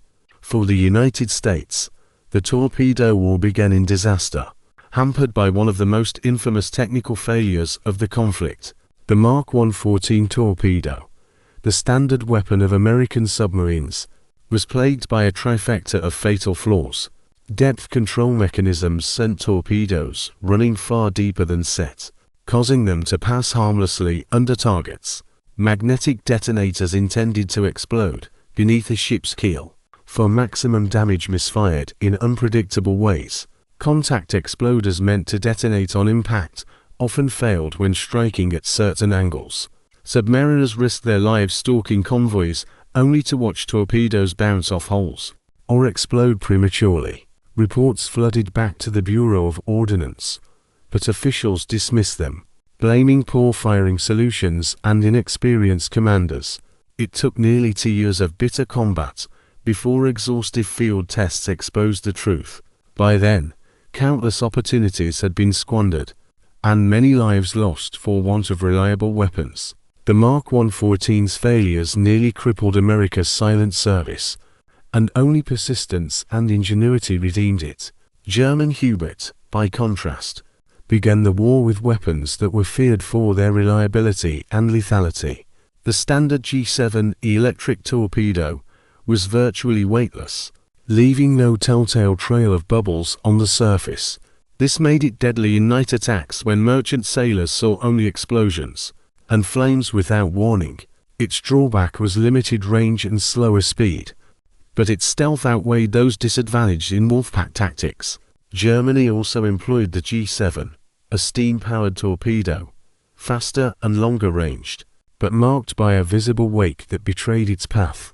As the war advanced, German engineers introduced acoustic homing torpedoes, known as T5 Zanzig, designed to follow the sound of propellers. These posed a grave threat to escorts, which were suddenly vulnerable to weapons they could not easily evade. Countermeasures like the Foxer noisemaker eventually reduced their effectiveness, but the shock of their introduction was profound. German torpedoes reflected the ingenuity of a nation fighting against industrial odds, and they remained among the most feared weapons of the sea. The British, though primarily focused on anti-submarine measures, fielded torpedoes that served their submarines well in the Mediterranean and Arctic.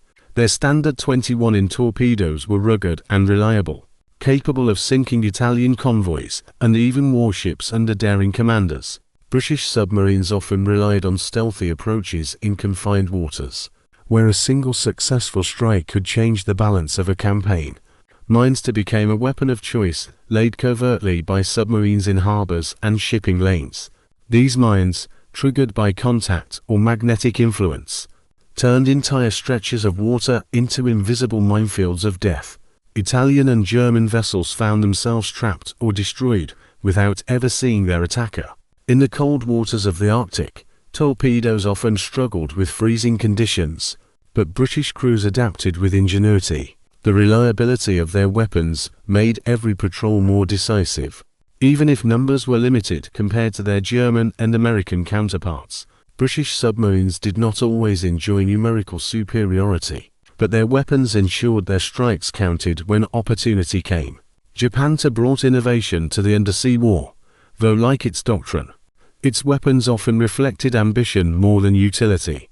Their most famous weapon, the Type 95 torpedo, was derived from the long lance used by surface ships, powered by pure oxygen for extraordinary range and speed. It was the fastest torpedo of the war, capable of outrunning many escorts and striking from ranges no enemy expected. Carried by submarines as well as destroyers, it proved deadly in early encounters, sinking carriers and cruisers with devastating results. Japanese engineers also experimented with manned torpedoes, the kitten, which turned desperate young volunteers into suicide weapons. These human-guided bombs reflected the extremity of Japan's situation, where technology could not match the industrial might of the Allies. Though occasionally successful, they were strategically insignificant, costing more lives than they saved. Japan's torpedo arsenal was a mix of brilliance and futility, like much of its submarine doctrine. And while feared, it never shifted the balance of the war. Mines represented another silent and indiscriminate killer, laid in staggering numbers across the world seas. Submarines served as mine layers, slipping into enemy waters to drop their deadly cargo in harbors, channels, and convoy routes. Germany laid thousands of mines in British approaches, forcing escorts to sweep constantly and delaying shipping. The United States and Britain did the same against Japan, mining ports and shipping lanes with devastating effect. Mines sank merchantmen, tankers, and even warships, often with no warning beyond a sudden explosion and column of water. For crews, the terror lay in the invisibility of the threat, a constant reminder that death could come from beneath at any moment. Mines required no fuel, no operator, and no maintenance once deployed, making them a cost-effective weapon of attrition. Survivors spoke of the horror of ships breaking apart without enemy contact, their killers hidden beneath the sea. Mines lacked the drama of torpedoes, but their impact was no less decisive, and in some theaters, they were the deadliest weapon of all. The evolution of submarine weapons during the war was a relentless cycle of innovation and countermeasure.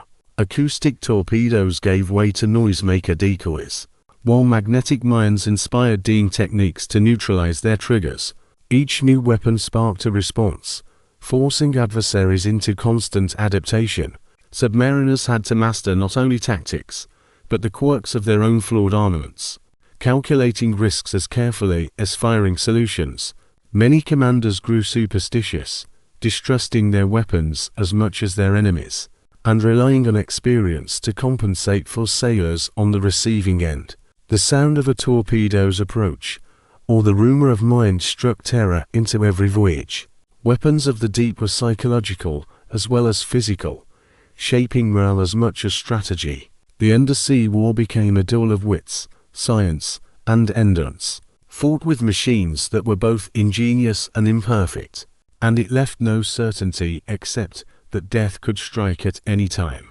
In the end, torpedoes and mines defined the submarine war as much as the boats that carried them. They were the invisible assassins of the sea, unseen until the moment of impact, when steel ripped apart and lives were lost in an instant. Technical flaws cost victories and extended wars, but ingenuity and persistence ultimately forged weapons of terrifying efficiency. The submarine was only as deadly as the armament it carried. and by 1945, these weapons had reshaped the world's oceans into killing fields. Torpedoes had sent carriers, battleships, and thousands of merchant men to the bottom. Mines had choked harbors, crippled convoys, and starved nations into submission. For submariners, these weapons were both lifelines and curses, capable of betraying them as often as saving them. For sailors at sea, they were nightmares made real. The lurking killers no lookout could ever spot in time. The war beneath the waves was a war of machines, chemistry, and cold calculation, and its weapons remained symbols of silent, sudden death. Submarine warfare was a campaign of shadows fought by men who lived daily with the knowledge that death might come without warning. Unlike soldiers on land or sailors on surface ships, submariners had no escape once the hull was breached. A single well-placed depth charge or torpedo could seal their fate, entombing entire crews in steel coffins beneath the sea. The cramped quarters, recycled air, and constant strain of silence forged an existence unlike any other branch of service.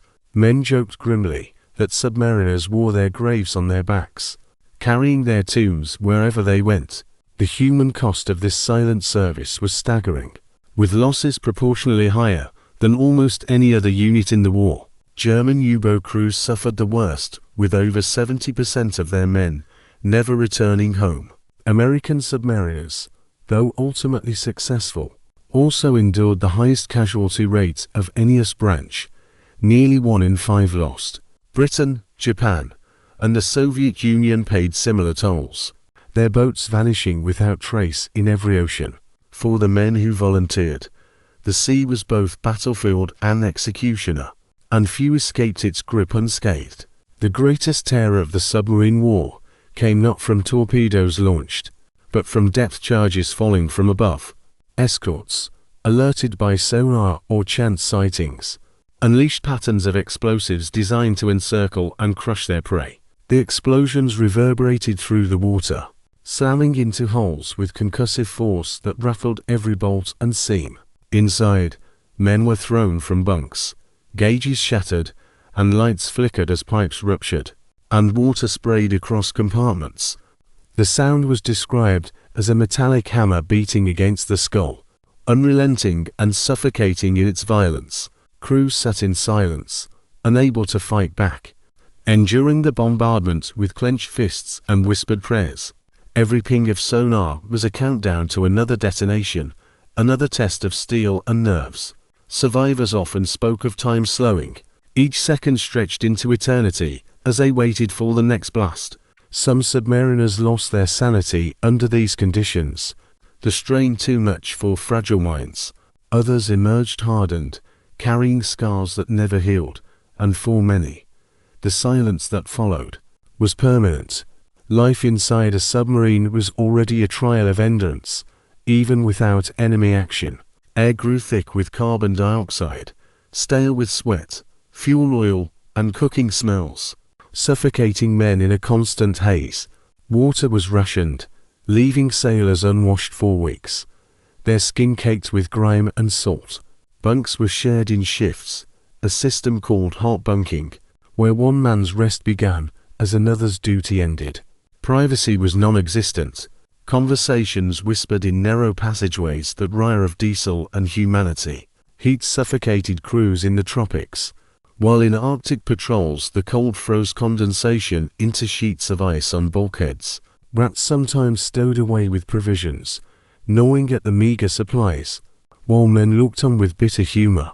Noise was constant, engines roaring on the surface, silence broken only by creaks and groans when submerged. Sleep came in fragments, haunted by the knowledge that discovery meant death with no chance of rescue. The submarine was both a weapon and a prison, and those who served inside bore its marks forever. The losses themselves tell a story of sacrifice written in statistics and sorrow. Germany launched nearly 1,100 U-boats, of which 784 were destroyed during the war, taking 30,000 men to their graves. The United States lost 50 to submarines in the Pacific, with 3,500 crewmen killed in action. Britain's Royal Navy saw 74 submarines vanish in combat. with thousands of sailors lost in the Mediterranean, Atlantic, and Arctic. Japan's losses were equally grim, with over 130 submarines destroyed, and most of their crews perishing in silence. Soviet submariners, often overlooked in the broader narrative, lost over 100 boats in freezing Arctic and Baltic waters.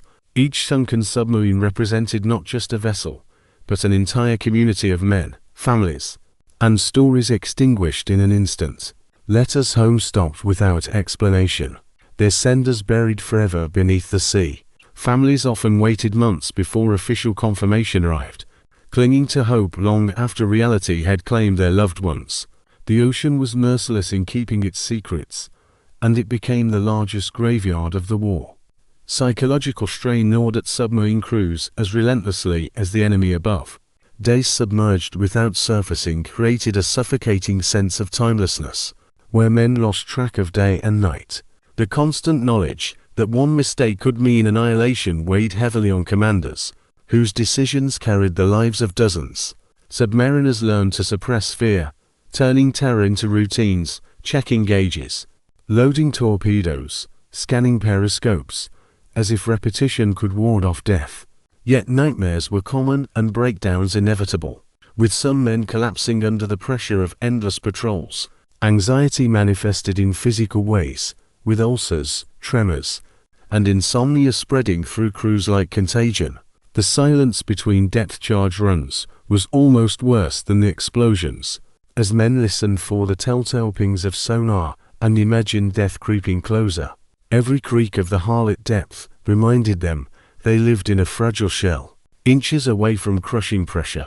Camaraderie offered some relief, the bond of shared survival giving meaning to their suffering. But even the closest friendships could not erase the dread. Submarine life was survival lived on borrowed time. Stories of survival highlight both the horror and resilience of those who served beneath the waves. Men trapped in sunken boats sometimes survived 4 hours or even days rationing air, and tapping futile SOS messages against hulls. In rare cases, a handful escaped through emergency hatches, rising painfully through freezing water with lungs near bursting. Others fought fires and flooding in vain, struggling against smoke and darkness until silence claimed them. Survivors of destroyed boats often endured long interrogations as prisoners of war, carrying the trauma of their ordeal into captivity. Those who returned from successful patrols were hailed as heroes, yet carried unseen scars from what they had endured. Families noticed the haunted eyes, the sudden silences, the restless nights of men who could never fully leave the deep behind. Submariners rarely spoke openly of their experiences, bound by secrecy and the weight of memory.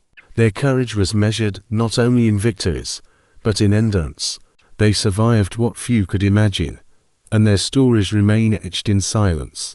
The cost of submarine warfare was also felt by those who opposed them. 4 escorts and merchant men endured equal terror in their defense. Convoy sailors lived with the knowledge that beneath them lurked unseen predators, waiting for the right moment to strike. Depth charge crews labored frantically to destroy enemies they could not see, while fearing that torpedoes might already be on their way. The duel between escorts and submarines was intimate, fought at ranges measured in yards, each side straining to outlast the other. For the men dropping depth charges, there was no guarantee of success, only the hope of survival for their convoys. For the submariners below, there was no retreat, only endurance until the sea itself decided their fate. Both sides bore the weight of lives riding on their actions, thousands of tons of steel and human souls depending on their vigilance. The sea consumed them equally, without mercy or distinction. Submarine warfare was a contest of nerves as much as machines, and its victims stretched across every navy and nation. The human cost beneath the waves is perhaps the most sobering legacy of submarine warfare. In the Second World War, statistics alone cannot capture the claustrophobic dread of waiting in silence as depth charges fall, nor the grief of families who never saw their sons return. The submariners of every nation entered a world where survival was never guaranteed, and where courage meant enduring fear day after day. Their sacrifices reshaped the war, strangling supply lines, crippling navies, and deciding campaigns across oceans. But victory carried no shield against loss, and even the triumphant paid with blood and memory. The ocean holds their graves still, scattered across the globe in silent testimony. Ships pass above them unaware, their routes secured by the men who never returned. The legacy of these crews lies not only in tonnage sunk or battles won, but in the endurance of human spirit under impossible pressure. Submarine warfare was not only a battle of machines, it was a crucible of humanity tested to its breaking point, and its cost will never be forgotten. By 1943, the Allies realized that defending convoys was not enough to win the Battle of the Atlantic. Protection saved ships, but to truly break the U-boat menace, the hunters themselves had to be hunted. The solution was the creation of hunter-killer groups, task forces designed not to escort, but to roam the seas in search of submarines. At their heart were escort carriers, small and relatively slow compared to fleet carriers, but invaluable in their role. These carriers carried a handful of Wildcats, Avengers, or Swordfish aircraft, each armed with depth charges, bombs, and radar. Flanking them were destroyers and destroyer escorts, agile warships bristling with sonar radar and newly developed Hedgehog mortars. Together, these groups were not bound to a convoy's speed or route, but could pursue intelligence leads and intercept wolfpacks. They turned the Atlantic into a battlefield where submarines were stalked day and night. For the first time, the predators found themselves relentlessly pursued, and the hunters of the deep began to know fear. The escort carrier was the Gamika, extending the Allies' reach into the once unguarded black pit of the mid-Atlantic. Converted from merchant hulls or built on smaller designs, they could not match the speed of fleet carriers, but they did not need to. Their mission was simple: provide eyes and striking power wherever convoys or patrol zones demanded. Aircraft equipped with radar swept vast expanses of ocean, detecting submarines on the surface, even under cover of night. Once sighted, Avengers or Swordfish swooped low, dropping depth charges with pinpoint precision. Destroyers then closed in, guided by sonar, ready to pound the depths until silence replaced the sonar echoes. The synergy between air and sea was devastating, denying submarines the freedom of movement they once enjoyed. What had been open ocean hunting grounds became traps covered by constant aerial patrols. U-boat crews dreaded the whine of aircraft engines, a sound that meant death could come in minutes. And the hunters of the surface now had wings. Destroyer escorts formed the teeth of these hunter-killer groups, their smaller size and speed, making them perfectly suited to anti-submarine warfare. Built in huge numbers by American shipyards, these vessels carried sonar, depth charges, and Hedgehog projectors as their primary element. Hedgehogs revolutionized attacks by firing ahead of the ship, detonating only on contact and giving no warning to submariners below. Unlike depth charges, which shook hulls and forced boats deeper, Hedgehogs could kill instantly, breaching steel with terrifying efficiency.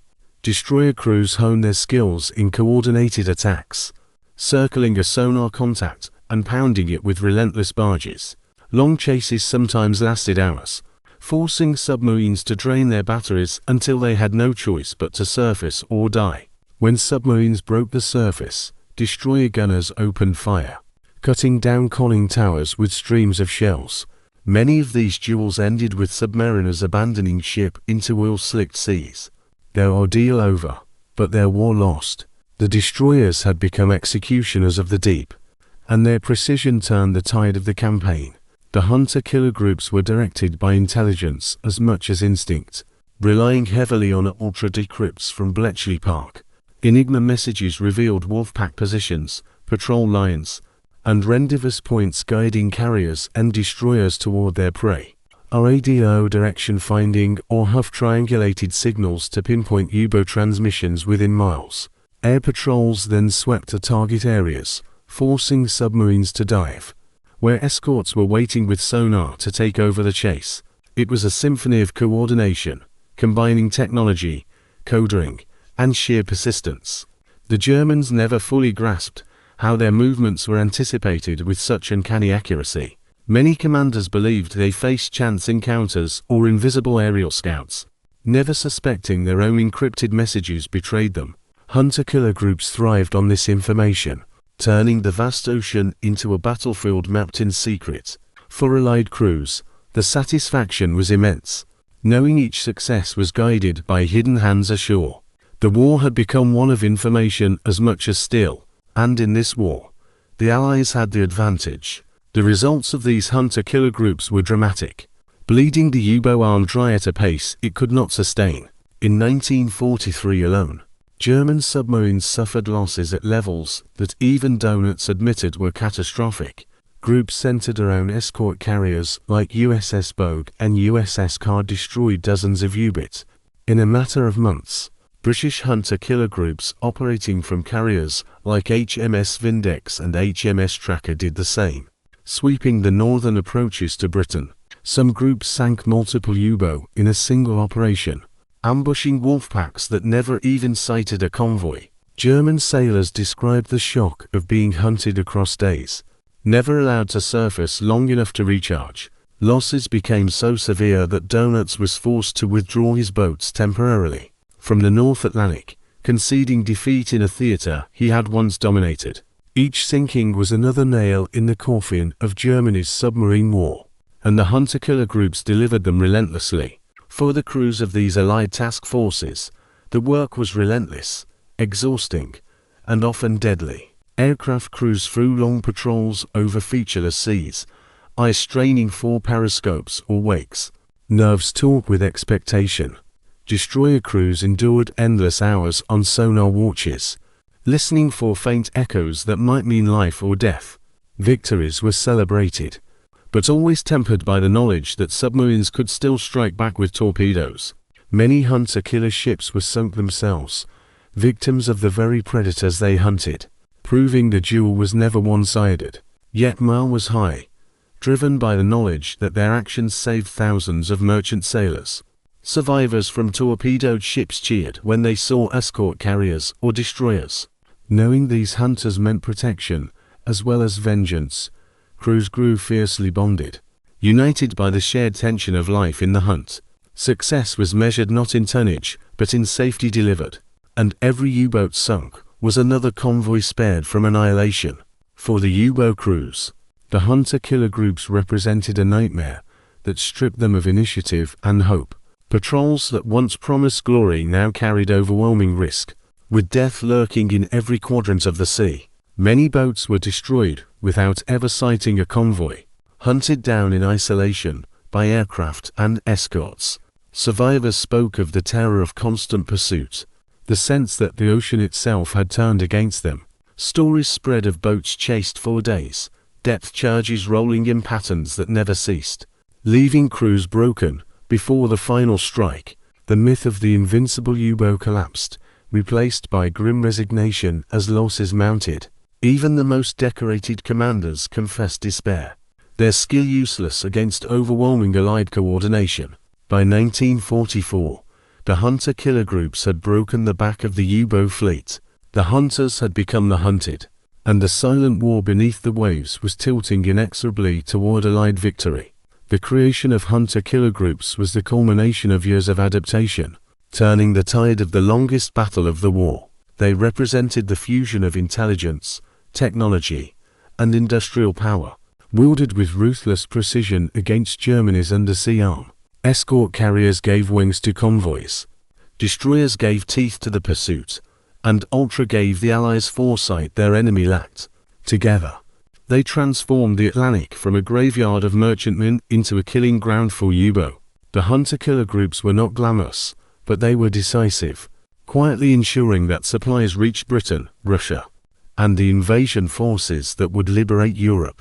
In their wake lay wrecks scattered across the ocean floor, silent monuments to the men who fought and died in the duel of hunters.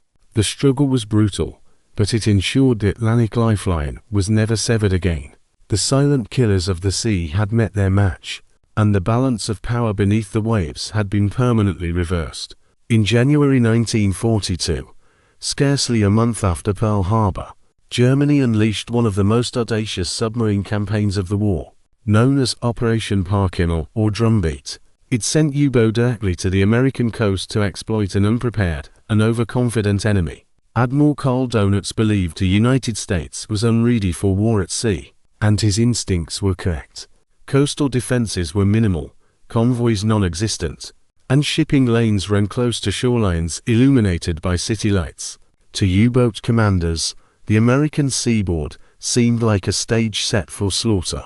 German submarines prowled boldly within sight of skyscrapers, their periscopes watching ships silhouetted against the glow of New York and Miami. The war had come to America's doorstep, and its merchant fleet would pay the price. The hunters had crossed the ocean, and they found their prey waiting in plain sight. The first wave of drumbeats included only 5 U-boats, but their impact was catastrophic. These boats, many Type 9 long-range submarines, had the endurance to cross the Atlantic, strike, and return with relative ease. Commanders like Reinhard Hardigan of U-23 became infamous for their daring patrols along the eastern seaboard. Within days, tankers, freighters, and passenger liners were aflame off Cape Hatteras, their wrecks visible from shore. Survivors clung to lifeboats, as Americans on beaches watched oil fires blaze across the horizon. In less than 6 months, over 400 ships were sunk along the US coast, representing more than 2 million tons of shipping. The cost in lives was equally staggering, with thousands of sailors drowned, burned, or left adrift. German crews called it their second happy time, recalling the early victories in the Atlantic. For them, the waters of America were a paradise of targets, and for the United States, it was a nightmare of unpreparedness. The vulnerability of American shipping lay in the absence of even the most basic protective measures. Cities refused to dim their lights, fearing the economic and social disruption of blackouts. Ships sailed independently instead of in convoys, believing escorts were unnecessary, so close to home. The result was a deadly contrast: illuminated coastlines and darkened seas with tankers outlined perfectly for U-boat periscopes. American naval leaders were slow to react, dismissing warnings from Britain and underestimating the scale of the threat. By the time convoys were belatedly organized along the East Coast, hundreds of ships had already been lost. U-boat captains operated with impunity, sometimes surfacing to fire deck guns at merchantmen within sight of terrified civilians. The complacency of America's early months in the war proved fatal to countless sailors, and it gave Germany one of its most lopsided campaigns of destruction. The waters of the Gulf of Mexico and the Caribbean soon joined the slaughter. As U-boats expanded their reach southward, tankers carrying oil from Texas and Venezuela were prime targets, their destruction crippling fuel supplies vital to the Allied war effort. In the Caribbean, the narrow passages between islands funneled ships into easy hunting grounds. U-boats stalked the Florida Straits, the Windward Passage, and the approaches to Trinidad, sinking vessels with ruthless efficiency. Resorts and fishing towns awoke to find wreckage washing ashore, survivors stumbling onto beaches with stories of fire and death. German propaganda boasted that submarines were striking deep in America's backyard, spreading fear across the hemisphere. Even the Panama Canal was considered a potential target, though heavily defended against intrusion. The campaign extended the war into waters once thought secure, forcing the US Navy to stretch its resources across vast new theaters. And for months, the destruction went unanswered. The human toll of Operation Drumbeat was felt not only at sea, but in the homes and harbors of America. Newspapers carried headlines of ships lost within sight of major cities, stirring panic among coastal populations. Fishermen and merchant sailors spoke of burning oil slicks that covered miles of ocean, swallowing men in flames and choking survivors with fumes. Families waited anxiously for news of husbands, sons, and brothers whose ships had sailed but never returned. Survivors packed lifeboats and life rafts, often drifting for days before rescue, recounting horrors of explosions, sharks, and exposure. Some were rescued by passing freighters, others by Coast Guard patrols hastily organized to respond to the crisis. Ports like Norfolk, Miami, and New Orleans became hubs of grief. their peers crowded with the shell-shock survivors of torpedoed ships. The scale of suffering forced this navy to acknowledge the crisis, and it revealed that America's entry into the war had come at a staggering price. For the German crews, Operation Drumbeat was a campaign of unprecedented success and confidence. Commanders described the ease of their patrols with astonishment, marveling at the abundance of targets and the lack of opposition. Some captains logged more sinkings in a single patrol than others achieved in entire careers. Crew morale soared, bolstered by the belief that they were striking a crippling blow to America's war effort.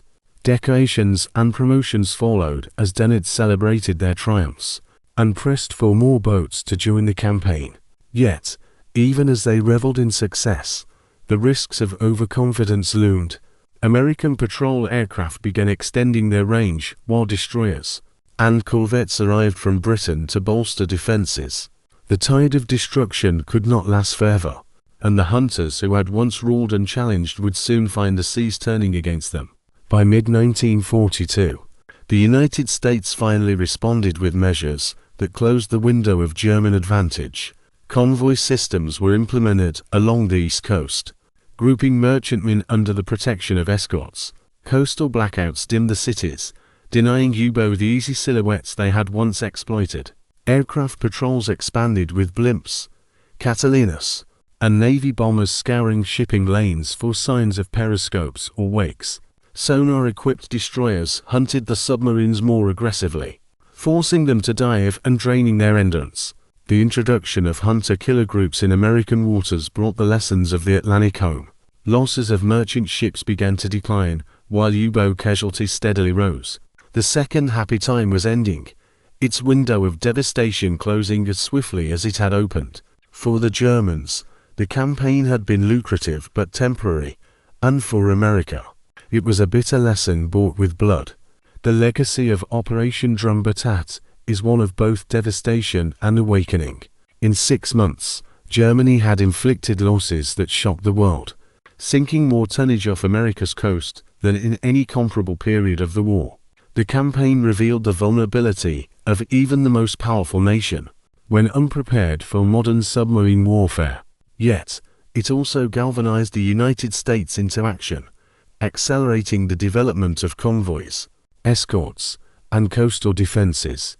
What began as a catastrophe became a turning point, transforming inexperience into hardened resolve. The Atlantic would no longer be a haven for the hunters, but a battlefield where they would be pursued without rest. Operation Drumbeat stands as a reminder that the sea is unforgiving to the complacent. It exposed America's weakness, but it also revealed its capacity to adapt, and in that adaptation lay the seeds of ultimate victory. The hunters had struck boldly, but in doing so they awakened a giant that would not sleep again. Beneath the vast scope of tonnage wars and wolfpack battles lay a quieter, stranger side of submarine warfare. Submarines were not only killers of ships, but also instruments of secrecy, stealth, and daring. They became transporters of commandos, smugglers of critical supplies, and eyes of reconnaissance in enemy waters. These missions lacked the drama of torpedo strikes, but carried their own unique peril, demanding precision and courage in equal measure. To surface in darkness on a hostile coast, to open hatches under the threat of enemy patrols was as dangerous as any convoy battle. Yet these operations often had strategic consequences far greater than their size suggested. From the Pacific Islands to the coasts of France, submarines slipped through unseen gaps to deliver men and material. In these shadows, wars were shaped not only by destruction, but by infiltration, and the submarine became a vessel of secrets as much as death. In the Pacific, American submarines often carried out daring missions beyond their patrol orders. They fired marine reconnaissance teams onto enemy-held islands, slipping ashore in rubber boats to scout defenses ahead of invasions. Some carried coast watchers, loyal civilians, and allied officers who reported Japanese ship movements by radio from remote jungles. Submarines also evacuated downed pilots and stranded soldiers surfacing at night to take aboard men who thought themselves abandoned. These rescues often took place under enemy air patrols, forcing submariners to risk exposure for the lives of a handful of men. Cargo missions were equally vital, delivering ammunition and medical supplies to isolated garrisons across the Pacific. The ability of submarines to appear unexpectedly gave commanders a tool of flexibility unmatched by any other vessel. Their contribution to intelligence and morale was immense, far outweighing the tonnage they carried. And in their stealth, they gave hope to those cut off by the tides of war. German U-boats embraced covert missions, though often with grander ambitions. They landed saboteurs on the shores of America and Canada, hoping to ignite panic and disruption behind enemy lines. Operation Pastorius in 1942 saw 8 German agents landed by U-boat on Long Island and in Florida equipped with explosives and cash. Their mission was to destroy factories, bridges, and railways, but the operation collapsed when it surrendered to the FBI. Other U-boat attempted to deliver advanced technology and blueprints to Japan, carrying crates of mercury, rubber, and even uranium oxide across the oceans. These Yonugi missions, though few, revealed the global reach of submarine operations. U-boat also supplied the Africa Corps, delivering fuel and equipment across the Mediterranean. Despite relentless Allied pursuit, each mission was a gamble with the submarine survival tied to the secrecy of its cargo. When successful, they demonstrated the submarine's versatility. When they failed, the consequences were often fatal, and in either case, the risks were staggering. The British Royal Navy employed submarines as clandestine fires for their elite commandos. Boats operating out of Malta or Scotland slipped special operations units ashore on the coasts of occupied Europe. From the fjords of Norway to the beaches of Crete, submarines delivered saboteurs who struck at rail lines, depots, and communications hubs. Some carried agents of the Special Operations Executive, whose missions included gathering intelligence and fostering resistance movements. These operations required precise navigation, surfacing in shallow waters, often within sight of enemy searchlights. Commanders timed their approaches to the minute, releasing small teams who vanished into the night with weapons and radios. Many never returned, their missions ending in capture or death, but the intelligence they provided was priceless. Submarines thus became lifelines for underground movements, linking occupied nations to Britain's war effort. They were vessels of hope as much as of war, and their crews took pride in these secret roles. The Japanese submarine fleet carried out special missions that reflected both ingenuity and desperation. Early in the war, they launched reconnaissance float planes from submarines, photographing Pearl Harbor and Sydney with astonishing boldness. In 1942, submarines shelled the American coast at Santa Barbara, firing from deck guns in a symbolic act of psychological warfare. They also attempted to deliver reinforcements and supplies to garrisons trapped by Allied advances, missions that often ended in disaster. As the tide turned, Japan embraced suicide weapons like the Kitten human torpedo, deploying them from submarines in a last attempt to reverse defeat. These missions killed many young volunteers, but achieved little strategic result, embodying the futility of Japan's late war efforts. Yet, their submarines also carried diplomats, spies, and even rare cargoes across oceans, seeking to sustain alliances with Germany. The range of roles they attempted reflected the versatility of the undersea arm, but it also revealed the growing desperation of an empire cut off by sea, and submarines became the last fragile link to survival. Submarines were also powerful tools of deception and diversion, their very presence altering enemy strategy. A single report of a submarine sighting could rout entire convoys, delay invasions, or force escorts into wild chases. Commanders often exaggerated their positions, using radio transmissions to lure enemies into traps or away from vital shipping lanes. German U-boats, for example, threatened the invasion of North Africa by suggesting wolf packs lurked nearby, forcing the Allies to divert destroyers from amphibious forces. In the Pacific, Japanese submarines shadowed carrier groups, feeding intelligence that sometimes led to deadly ambushes. The submarine's stealth made it as much a psychological weapon as a physical one. its unseen presence shaped decisions at the highest levels of command. And in war, perception could be as powerful as reality. The risks of special missions often outweighed their tangible gains, but their impact was felt in ways difficult to measure. Every commando inserted by submarine carried the potential to derail an enemy's plan, or reveal secrets worth more than ships sunk. Every supply run to an isolated garrison sustained defenders long enough to tie down enemy forces. Every rescued pilot or soldier returned valuable experience and morale to the fight. Submarine captains knew these missions placed them in greater danger than traditional patrols, but many accepted the burden with pride. Their boats were fragile lifelines threading through hostile seas for goals unseen by the public. The stories of these operations rarely made headlines, but lived on in the memories of those who carried them out. They added another layer to the submarine's reputation as a weapon of shadows, and they proved that the war beneath the waves was not fought by torpedoes alone.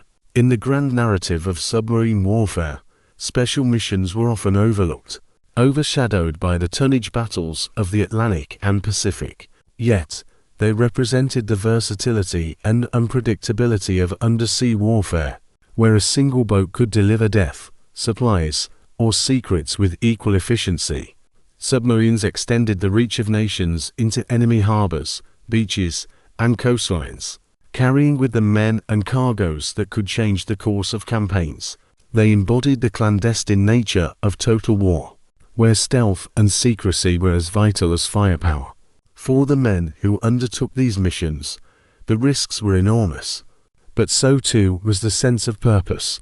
The submarine was not just a predator, but a vessel of possibilities, a tool that could alter the war in unexpected ways. These missions added depth to the silent service's role, showing it to be more than just a killer of ships. They were the shadow hand of strategy, and their legacy endures as proof of the submarine's many faces. By 1944, the once feared U-boat arm was a shadow of its former self, ground down by relentless Allied pressure and catastrophic losses. The wolf packs that had terrorized the Atlantic were reduced to scattered patrols, often too few and too late to make an impact. Air supremacy, once limited to coastal waters, now stretched across the entire ocean, with long-range liberators and escort carriers closing every gap. Convoys moved with confidence, their decks bristling with anti-submarine weapons, while hunter-killer groups roamed freely in search of prey. The sea, which had once been the U-boat's hunting ground, was now an arena of ambush where they were the quarry. Admiral Karl Donitz, who had staked Germany's naval hopes on his grey walls, could only watch as his arm was bled white. His strategy had depended on mass strength, but by now only fragments remained, scattered across shrinking patrol areas. Every sortie risked annihilation. Every mission carried a death sentence. The age of the U-boat as master of the Atlantic was over, and the hunters knew it. Losses mounted at a staggering rate, turning patrols into one-way voyages for thousands of German sailors. In 1944 alone, over 240 U-boats were destroyed, many without ever sighting an enemy ship. Allied radar detected them even at night, stripping away the protection of darkness that had once been their ally. High-frequency direction finding intercepted their radio transmissions, allowing escorts to converge within hours. Aircraft scoured the seas day and night, forcing submarines to dive constantly and draining their batteries before attacks could even begin. Once submerged, sonar-guided destroyers pursued them relentlessly, often for days until depth charges or hedgehogs brought the inevitable end. German crews spoke of despair, of leaving harbor, knowing survival was unlikely and glory impossible. The survival rate of new recruits plummeted, with many lost on their first or second patrol. For every ship sunk, multiple U-boats were destroyed, reversing the grim arithmetic of the early war years. The sea had become a graveyard for Germany's silent service, and morale collapsed with every sinking. In response to this disaster, Donitz pinned his hopes on technological salvation. The Type XX-1 U-boat, dubbed the Electro-boot, promised a revolution with faster submerged speeds, greater endurance, and advanced batteries. It could outrun escorts underwater, remain submerged for days, and fire with precision guided by modern sensors. Yet, its arrival came too late, delayed by Allied bombing campaigns that crippled German industry and disrupted production lines. Only a handful were completed before the war's end, and fewer still reached operational status. The Type XX-30E, a smaller coastal design, saw limited action, but could not change the strategic balance. German engineers also experimented with snorkels, allowing boats to run diesel engines while submerged, but the devices were crude and vulnerable to detection. These innovations revealed the ingenuity of German science, but also the futility of late-war desperation. By 1945, the Allies had built overwhelming superiority in every theater. No amount of technology could reverse that tide, and the dream of a U-boat renaissance sank before it ever began. Meanwhile, the Atlantic War became a slaughterhouse for inexperienced crews rushed into service. Training, once rigorous, was shortened dramatically as Germany struggled to replace staggering losses. Young men barely out of adolescence were sent to sea under green commanders, their knowledge of survival tactics shallow at best. They faced veteran Allied escorts and aircraft who knew every trick, every maneuver of the undersea duel. Many boats never returned from their maiden voyages, their crews perishing without ever firing a torpedo. Survivors spoke of fear gripping these young men, of trembling hands on controls, and eyes haunted by the certainty of death. For Donuts, this was a bitter reality, as he had once called his submariners an elite brotherhood. By 1944, they were a generation sacrificed in hopeless missions, their skill no match for overwhelming opposition. The U-boat service became the graveyard of Germany's youth, and each patrol deepened the tragedy of wasted lives. The impact on Germany's war effort was devastating, compounding the collapse already underway on land. Without U-boat to threaten the Atlantic, Allied shipping lanes became secure highways of supply. American factories poured tanks, aircraft, and ammunition across the ocean, building up forces for the invasions of France and Italy. Soviet Russia received Lend-Lease aid in unprecedented quantities, fueling offensives that rolled the Wehrmacht back across the Eastern Front. Britain's survival was no longer in question. Its people fed and its war machine supplied with steady regularity. What had once been a strategic weapon capable of strangling empires was reduced to an afterthought. Unable to stop the flood of Allied power, Germany's navy, once proud of its daring undersea fleet, watched helplessly as the war slipped away. The collapse of the U-boat arm symbolized the broader collapse of Nazi Germany itself. A weapon built to decide the war had instead been broken by it, and the price was paid in tens of thousands of lives. For the submariners themselves, the final years were an ordeal of hopelessness and endurance. Patrols stretched into weeks of silence and fear, with crews expecting death at every sound of a sonar ping. The ocean that had once promised glory now felt like a coffin waiting to be sealed. Men wrote farewell letters before leaving port, some leaving their belongings behind with resigned certainty. Sailors spoke of dreams filled with explosions and drowning, of nightmares that mirrored their waking lives. Superstition grew with men clinging to lucky charms or rituals to ward off inevitable fate.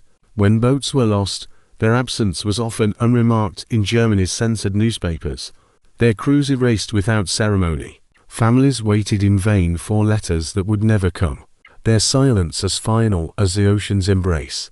For those who survived, the memories lingered as wounds that never healed, and for the fallen, the sea became their eternal grave. The Allies, meanwhile, pressed their advantage ruthlessly, determined to finish the undersea war. Hunter-killer groups patrolled aggressively, sinking submarines wherever they surfaced. Escort carriers launched aircraft that hunted across thousands of miles, ensuring no refuge remained for the U-boat. Mines blocked ports and approaches, trapping boats before they could even reach the Atlantic. Bases in France, once bustling with U-boat activity, were bombed relentlessly, forcing relocations that further weakened operations. Intelligence continued to intercept their movements, denying even the smallest element of surprise.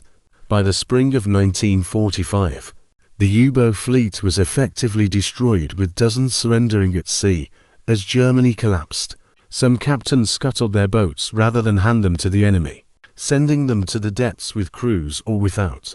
Others limped back to port, their war over before it had begun. The final toll was staggering.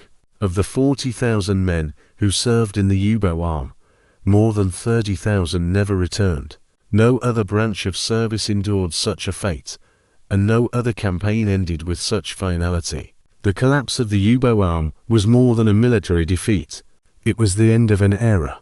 The Atlantic, once the graveyard of Allied shipping, became the highway of liberation, carrying armies to Normandy and supplies to starving Europe. Germany's grand gamble on undersea warfare had failed, undone by Allied adaptation, technology, and sheer industrial might. For Donuts, it was a personal tragedy, the death of the vision he had built across decades of service. For the men who perished, it was the ultimate sacrifice in a war that consumed them without mercy. The wolf packs that once prowled with confidence now lay scattered wrecks across the ocean floor, monuments to ambition and futility. The Allies had wrested control of the seas and with it control of the war's outcome. Submarine warfare had shaped the conflict profoundly, but by 1945 its tide had ebbed away. The hunters had become the hunted, and the silence of their graves spoke louder than any victory ever could. As 1945 dawned, the U-boat fleet, once the terror of the Atlantic, embarked on its final desperate missions. The German Navy still clung to the belief that a handful of boats might slow the Allied tide, though hope had long since drained away. Submarines left their bases in Norway, France, and Germany itself, manned by crews who knew survival was unlikely. Their orders often bordered on suicidal strike at heavily guarded convoys, attack invasion fleets, or harass coastal shipping in waters thick with patrols. Many boats never cleared their harbors, destroyed by Allied aircraft before they reached the open sea. Those that did often found themselves hunted within days, tracked by sonar and radar with unrelenting precision. The Atlantic, once their hunting ground, was now a trap from which few returned. Patrols ended not in victory, but in silence, their wrecks settling on the ocean floor. The war at sea had become a slow-motion execution, and the U-boat was paying its final price. Germany's most advanced submarines, the Type XX-7, represented a glimpse of what might have been sleek, fast, and capable of extended submerged operations. They embodied a revolution in undersea warfare. Yet, by the time they reached operational status, the war was already lost. Only a handful ever sailed patrols, and fewer still engaged the enemy. A few successes were recorded. An Allied freighter sunk here, a warship damaged there, but they were drops in the ocean compared to the flood of Allied power. Shipyards bombed by Allied aircraft could not produce them in sufficient numbers, and crews lacked the training to exploit their full potential. These wonder weapons had arrived just too late, their promise undone by the collapse of the Reich around them. For the men aboard, the sense of futility was inescapable. Fighting with unmatched technology against impossible odds, they sailed knowing their missions were meaningless, their victories symbolic at best. And with each sinking, the curtain drew closer on Germany's naval war.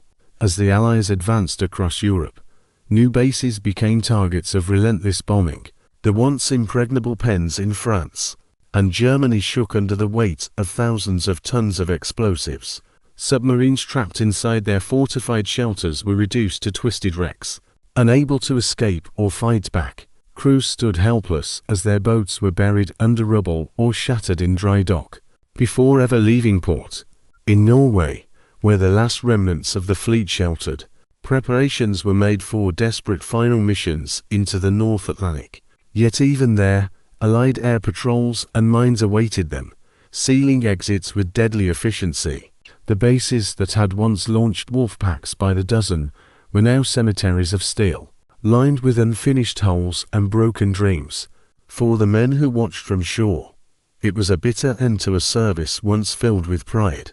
The war had stripped them of power, of purpose, and finally of their vessels themselves, and soon it would strip them of surrender as well.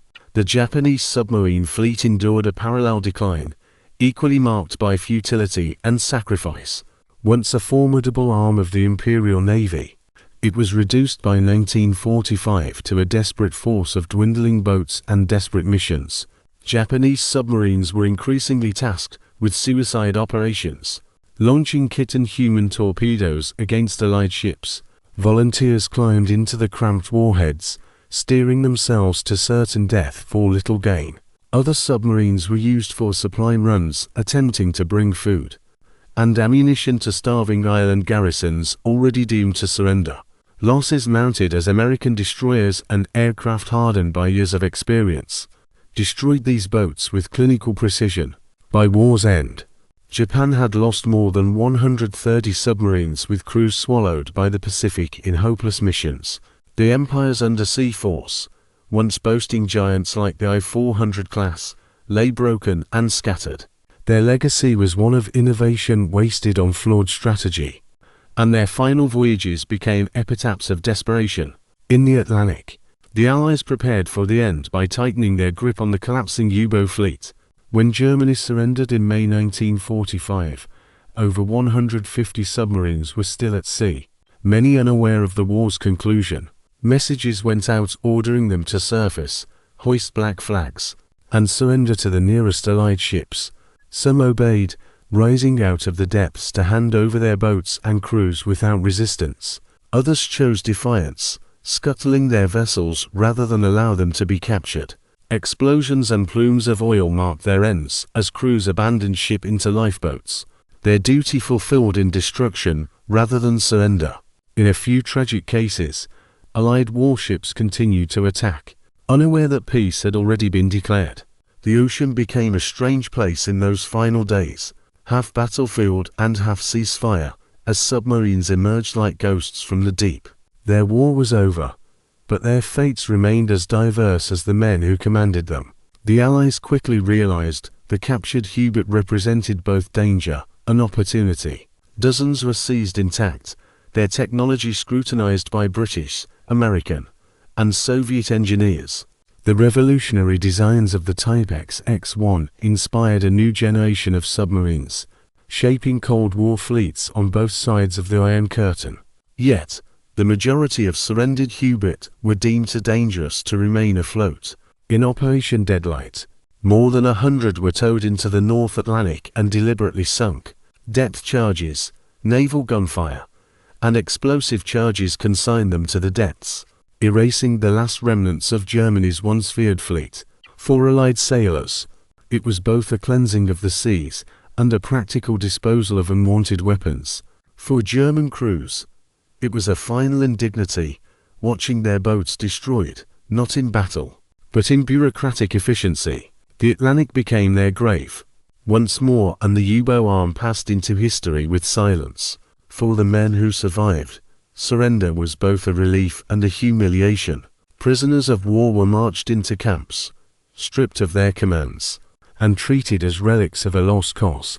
Many felt the weight of guilt, knowing their comrades lay dead beneath the sea while they lived on in captivity. Some clung to pride, remembering the courage and sacrifice of their fallen brothers. Despite the futility of their final campaigns, others struggled to reconcile their loyalty to a lost life with the reality of defeat. In Allied hands, they became valuable sources of intelligence, their knowledge dissected to shape the submarine fleets of the future. Yet behind the interviews and interrogations lay broken men haunted by years of fear and loss. They carried with them the silence of the deep, a silence no victory or surrender could erase. Their war had ended, but its shadows endured, and their legacy was written not in triumph, but in tragedy. The final voyages of submarines in World War I marked the closing chapter of a brutal, relentless conflict beneath the waves. From Germany's last doomed patrols to Japan's desperate suicide missions, the undersea war ended not with victory, but with collapse. Boats that had once prowled with arrogance now lay at the bottom of the sea or in Allied scrapyards, their menace extinguished. The surrender of these fleets symbolized the end of an era, where stealth and attrition had nearly brought empires to their knees. Yet, it also heralded a new beginning, as their designs shaped the submarine warfare of the Cold War. For those who fought, The sea was both battlefield and graveyard, a place of courage, fear, and sacrifice beyond measure. Their war ended in surrender, but their story did not vanish with it. The silent killers of the sea left behind lessons written in steel and blood, and their memory endures, carried by the waves that still roll above their final resting places. When the guns of World War II finally fell silent, the oceans remained heavy with the wrecks of thousands of ships and submarines. Beneath those waters lay not only the dead, but also the lessons of the most extensive undersea conflict in history. Submarine warfare had proven itself as both a weapon of terror and a tool of decisive strategy. Germany's U-boat nearly starved Britain into collapse, while American submarines strangled Japan's maritime lifelines. The human cost was staggering, with tens of thousands of submariners entombed in steel coffins that would never surface again. Yet their sacrifice forced navies to rethink the very nature of naval combat. No longer could fleets be judged solely by the number of battleships or carriers they possessed. Submarines had altered the balance of power, proving that small, stealthy hunters could change the outcome of global war, and their shadow would loom over every navy that sailed in the decades to come. The post-war world inherited both the tragedy and the innovations of submarine warfare. The German Type X X1 and Type X3, though too late to affect the outcome, revealed a vision of the future. Their streamlined hulls, powerful batteries, and snorkels inspired designs across allied navies. The United States and Soviet Union seized captured boats, dismantling them piece by piece to study their secrets. From these blueprints emerged the first true underwater vessels designed to operate submerged, for weeks rather than hours. The age of the submarine as a surface ship that could dive was ending. In its place came the submarine as a true creature of the deep, built to vanish beneath the waves and remain there unseen. The Cold War would see this vision realized in steel and nuclear power, and the lessons of the Atlantic and Pacific became the foundation of an entirely new era. The Cold War transformed submarines from hunters of commerce into guardians of annihilation. Nuclear propulsion, pioneered by the USS Nautilus in 1955, gave boats unlimited range and endurance beneath the sea. Submarines no longer had to surface for air or fuel, disappearing into the ocean for months at a time. Alongside this revolution came the advent of the ballistic missile submarine, capable of launching nuclear warheads from hidden positions anywhere on the globe. The silent service now carried the power to destroy cities, nations, and civilizations. Where once submarines hunted merchantmen for survival, now they patrolled as instruments of deterrence, ensuring that war itself remained unthinkable. The oceans became battlefields of shadows once again, with American and Soviet boats playing cat and mouse across the depths. Yet, the roots of this silent duel traced back to the lessons of 1939, 1945. The legacy of World War I submariners echoed in every Cold War patrol, and their sacrifice underpinned the fragile peace of a nuclear world. But even as submarines became nuclear giants, the memory of their World War II role remained central to naval doctrine. Navies never forgot that the undersea war had been one of attrition, where numbers, endurance, and strategy mattered as much as technology. Convoys became standard practice, ensuring that no nation would again underestimate the vulnerability of unescorted shipping. Anti-submarine warfare evolved into a science, with sonar helicopters and specialized aircraft forming layered defenses across every ocean. Exercises simulated wolfpack tactics, preparing fleets for enemies that might strike without warning. The Battle of the Atlantic became a case study in how intelligence, technology, and persistence could defeat even the most lethal predator. The Pacific Campaign showed the devastating power of submarines unleashed against supply lines. These lessons shaped not only naval strategy, but also national survival planning. The oceans were no longer secure by default, and every sailor knew that somewhere beneath the waves, danger might still be waiting. The image of the submarine also endured in the cultural memory of the war. Films, novels, and memoirs painted vivid pictures of life aboard these steel coffins. German veterans described the terror of depth charge attacks, while Americans recalled the pride of strangling Japan's empire from below. The stories of heroism and sacrifice became part of the mythology of the war, immortalized in works like Das Boot and countless histories.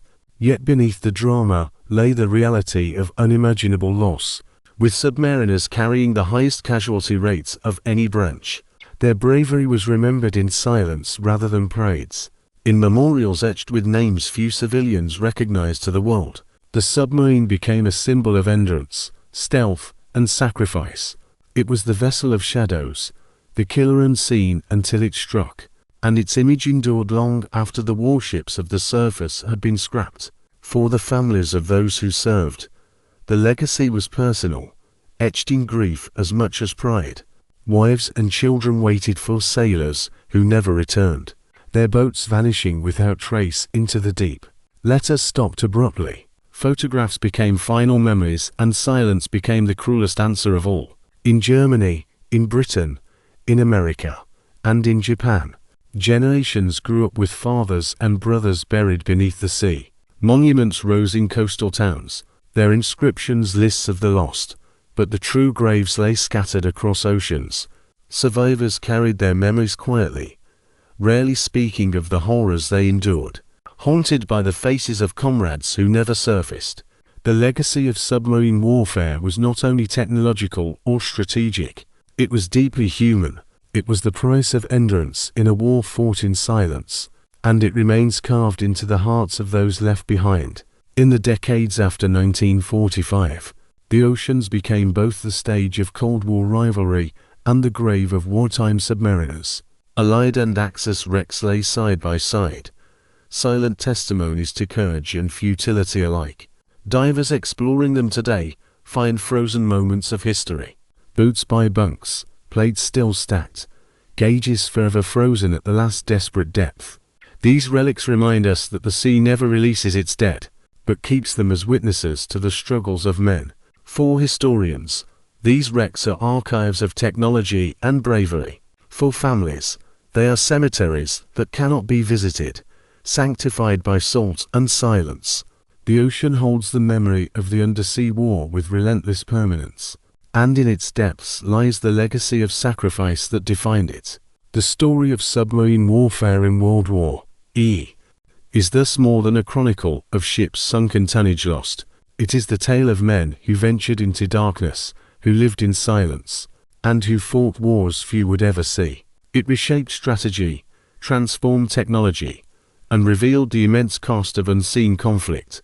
Its lessons guided navies into the nuclear age, where submarines became arbiters of global survival. Its memory shaped culture, embedding the submarine as both predator and tomb. And its human cost ensured that silence itself became a symbol of sacrifice. The legacy of submarine warfare endures not only in fleets and strategies, but in the eternal whisper of the sea. Beneath every wave lies a reminder of what was endured, what was lost, and what was learned.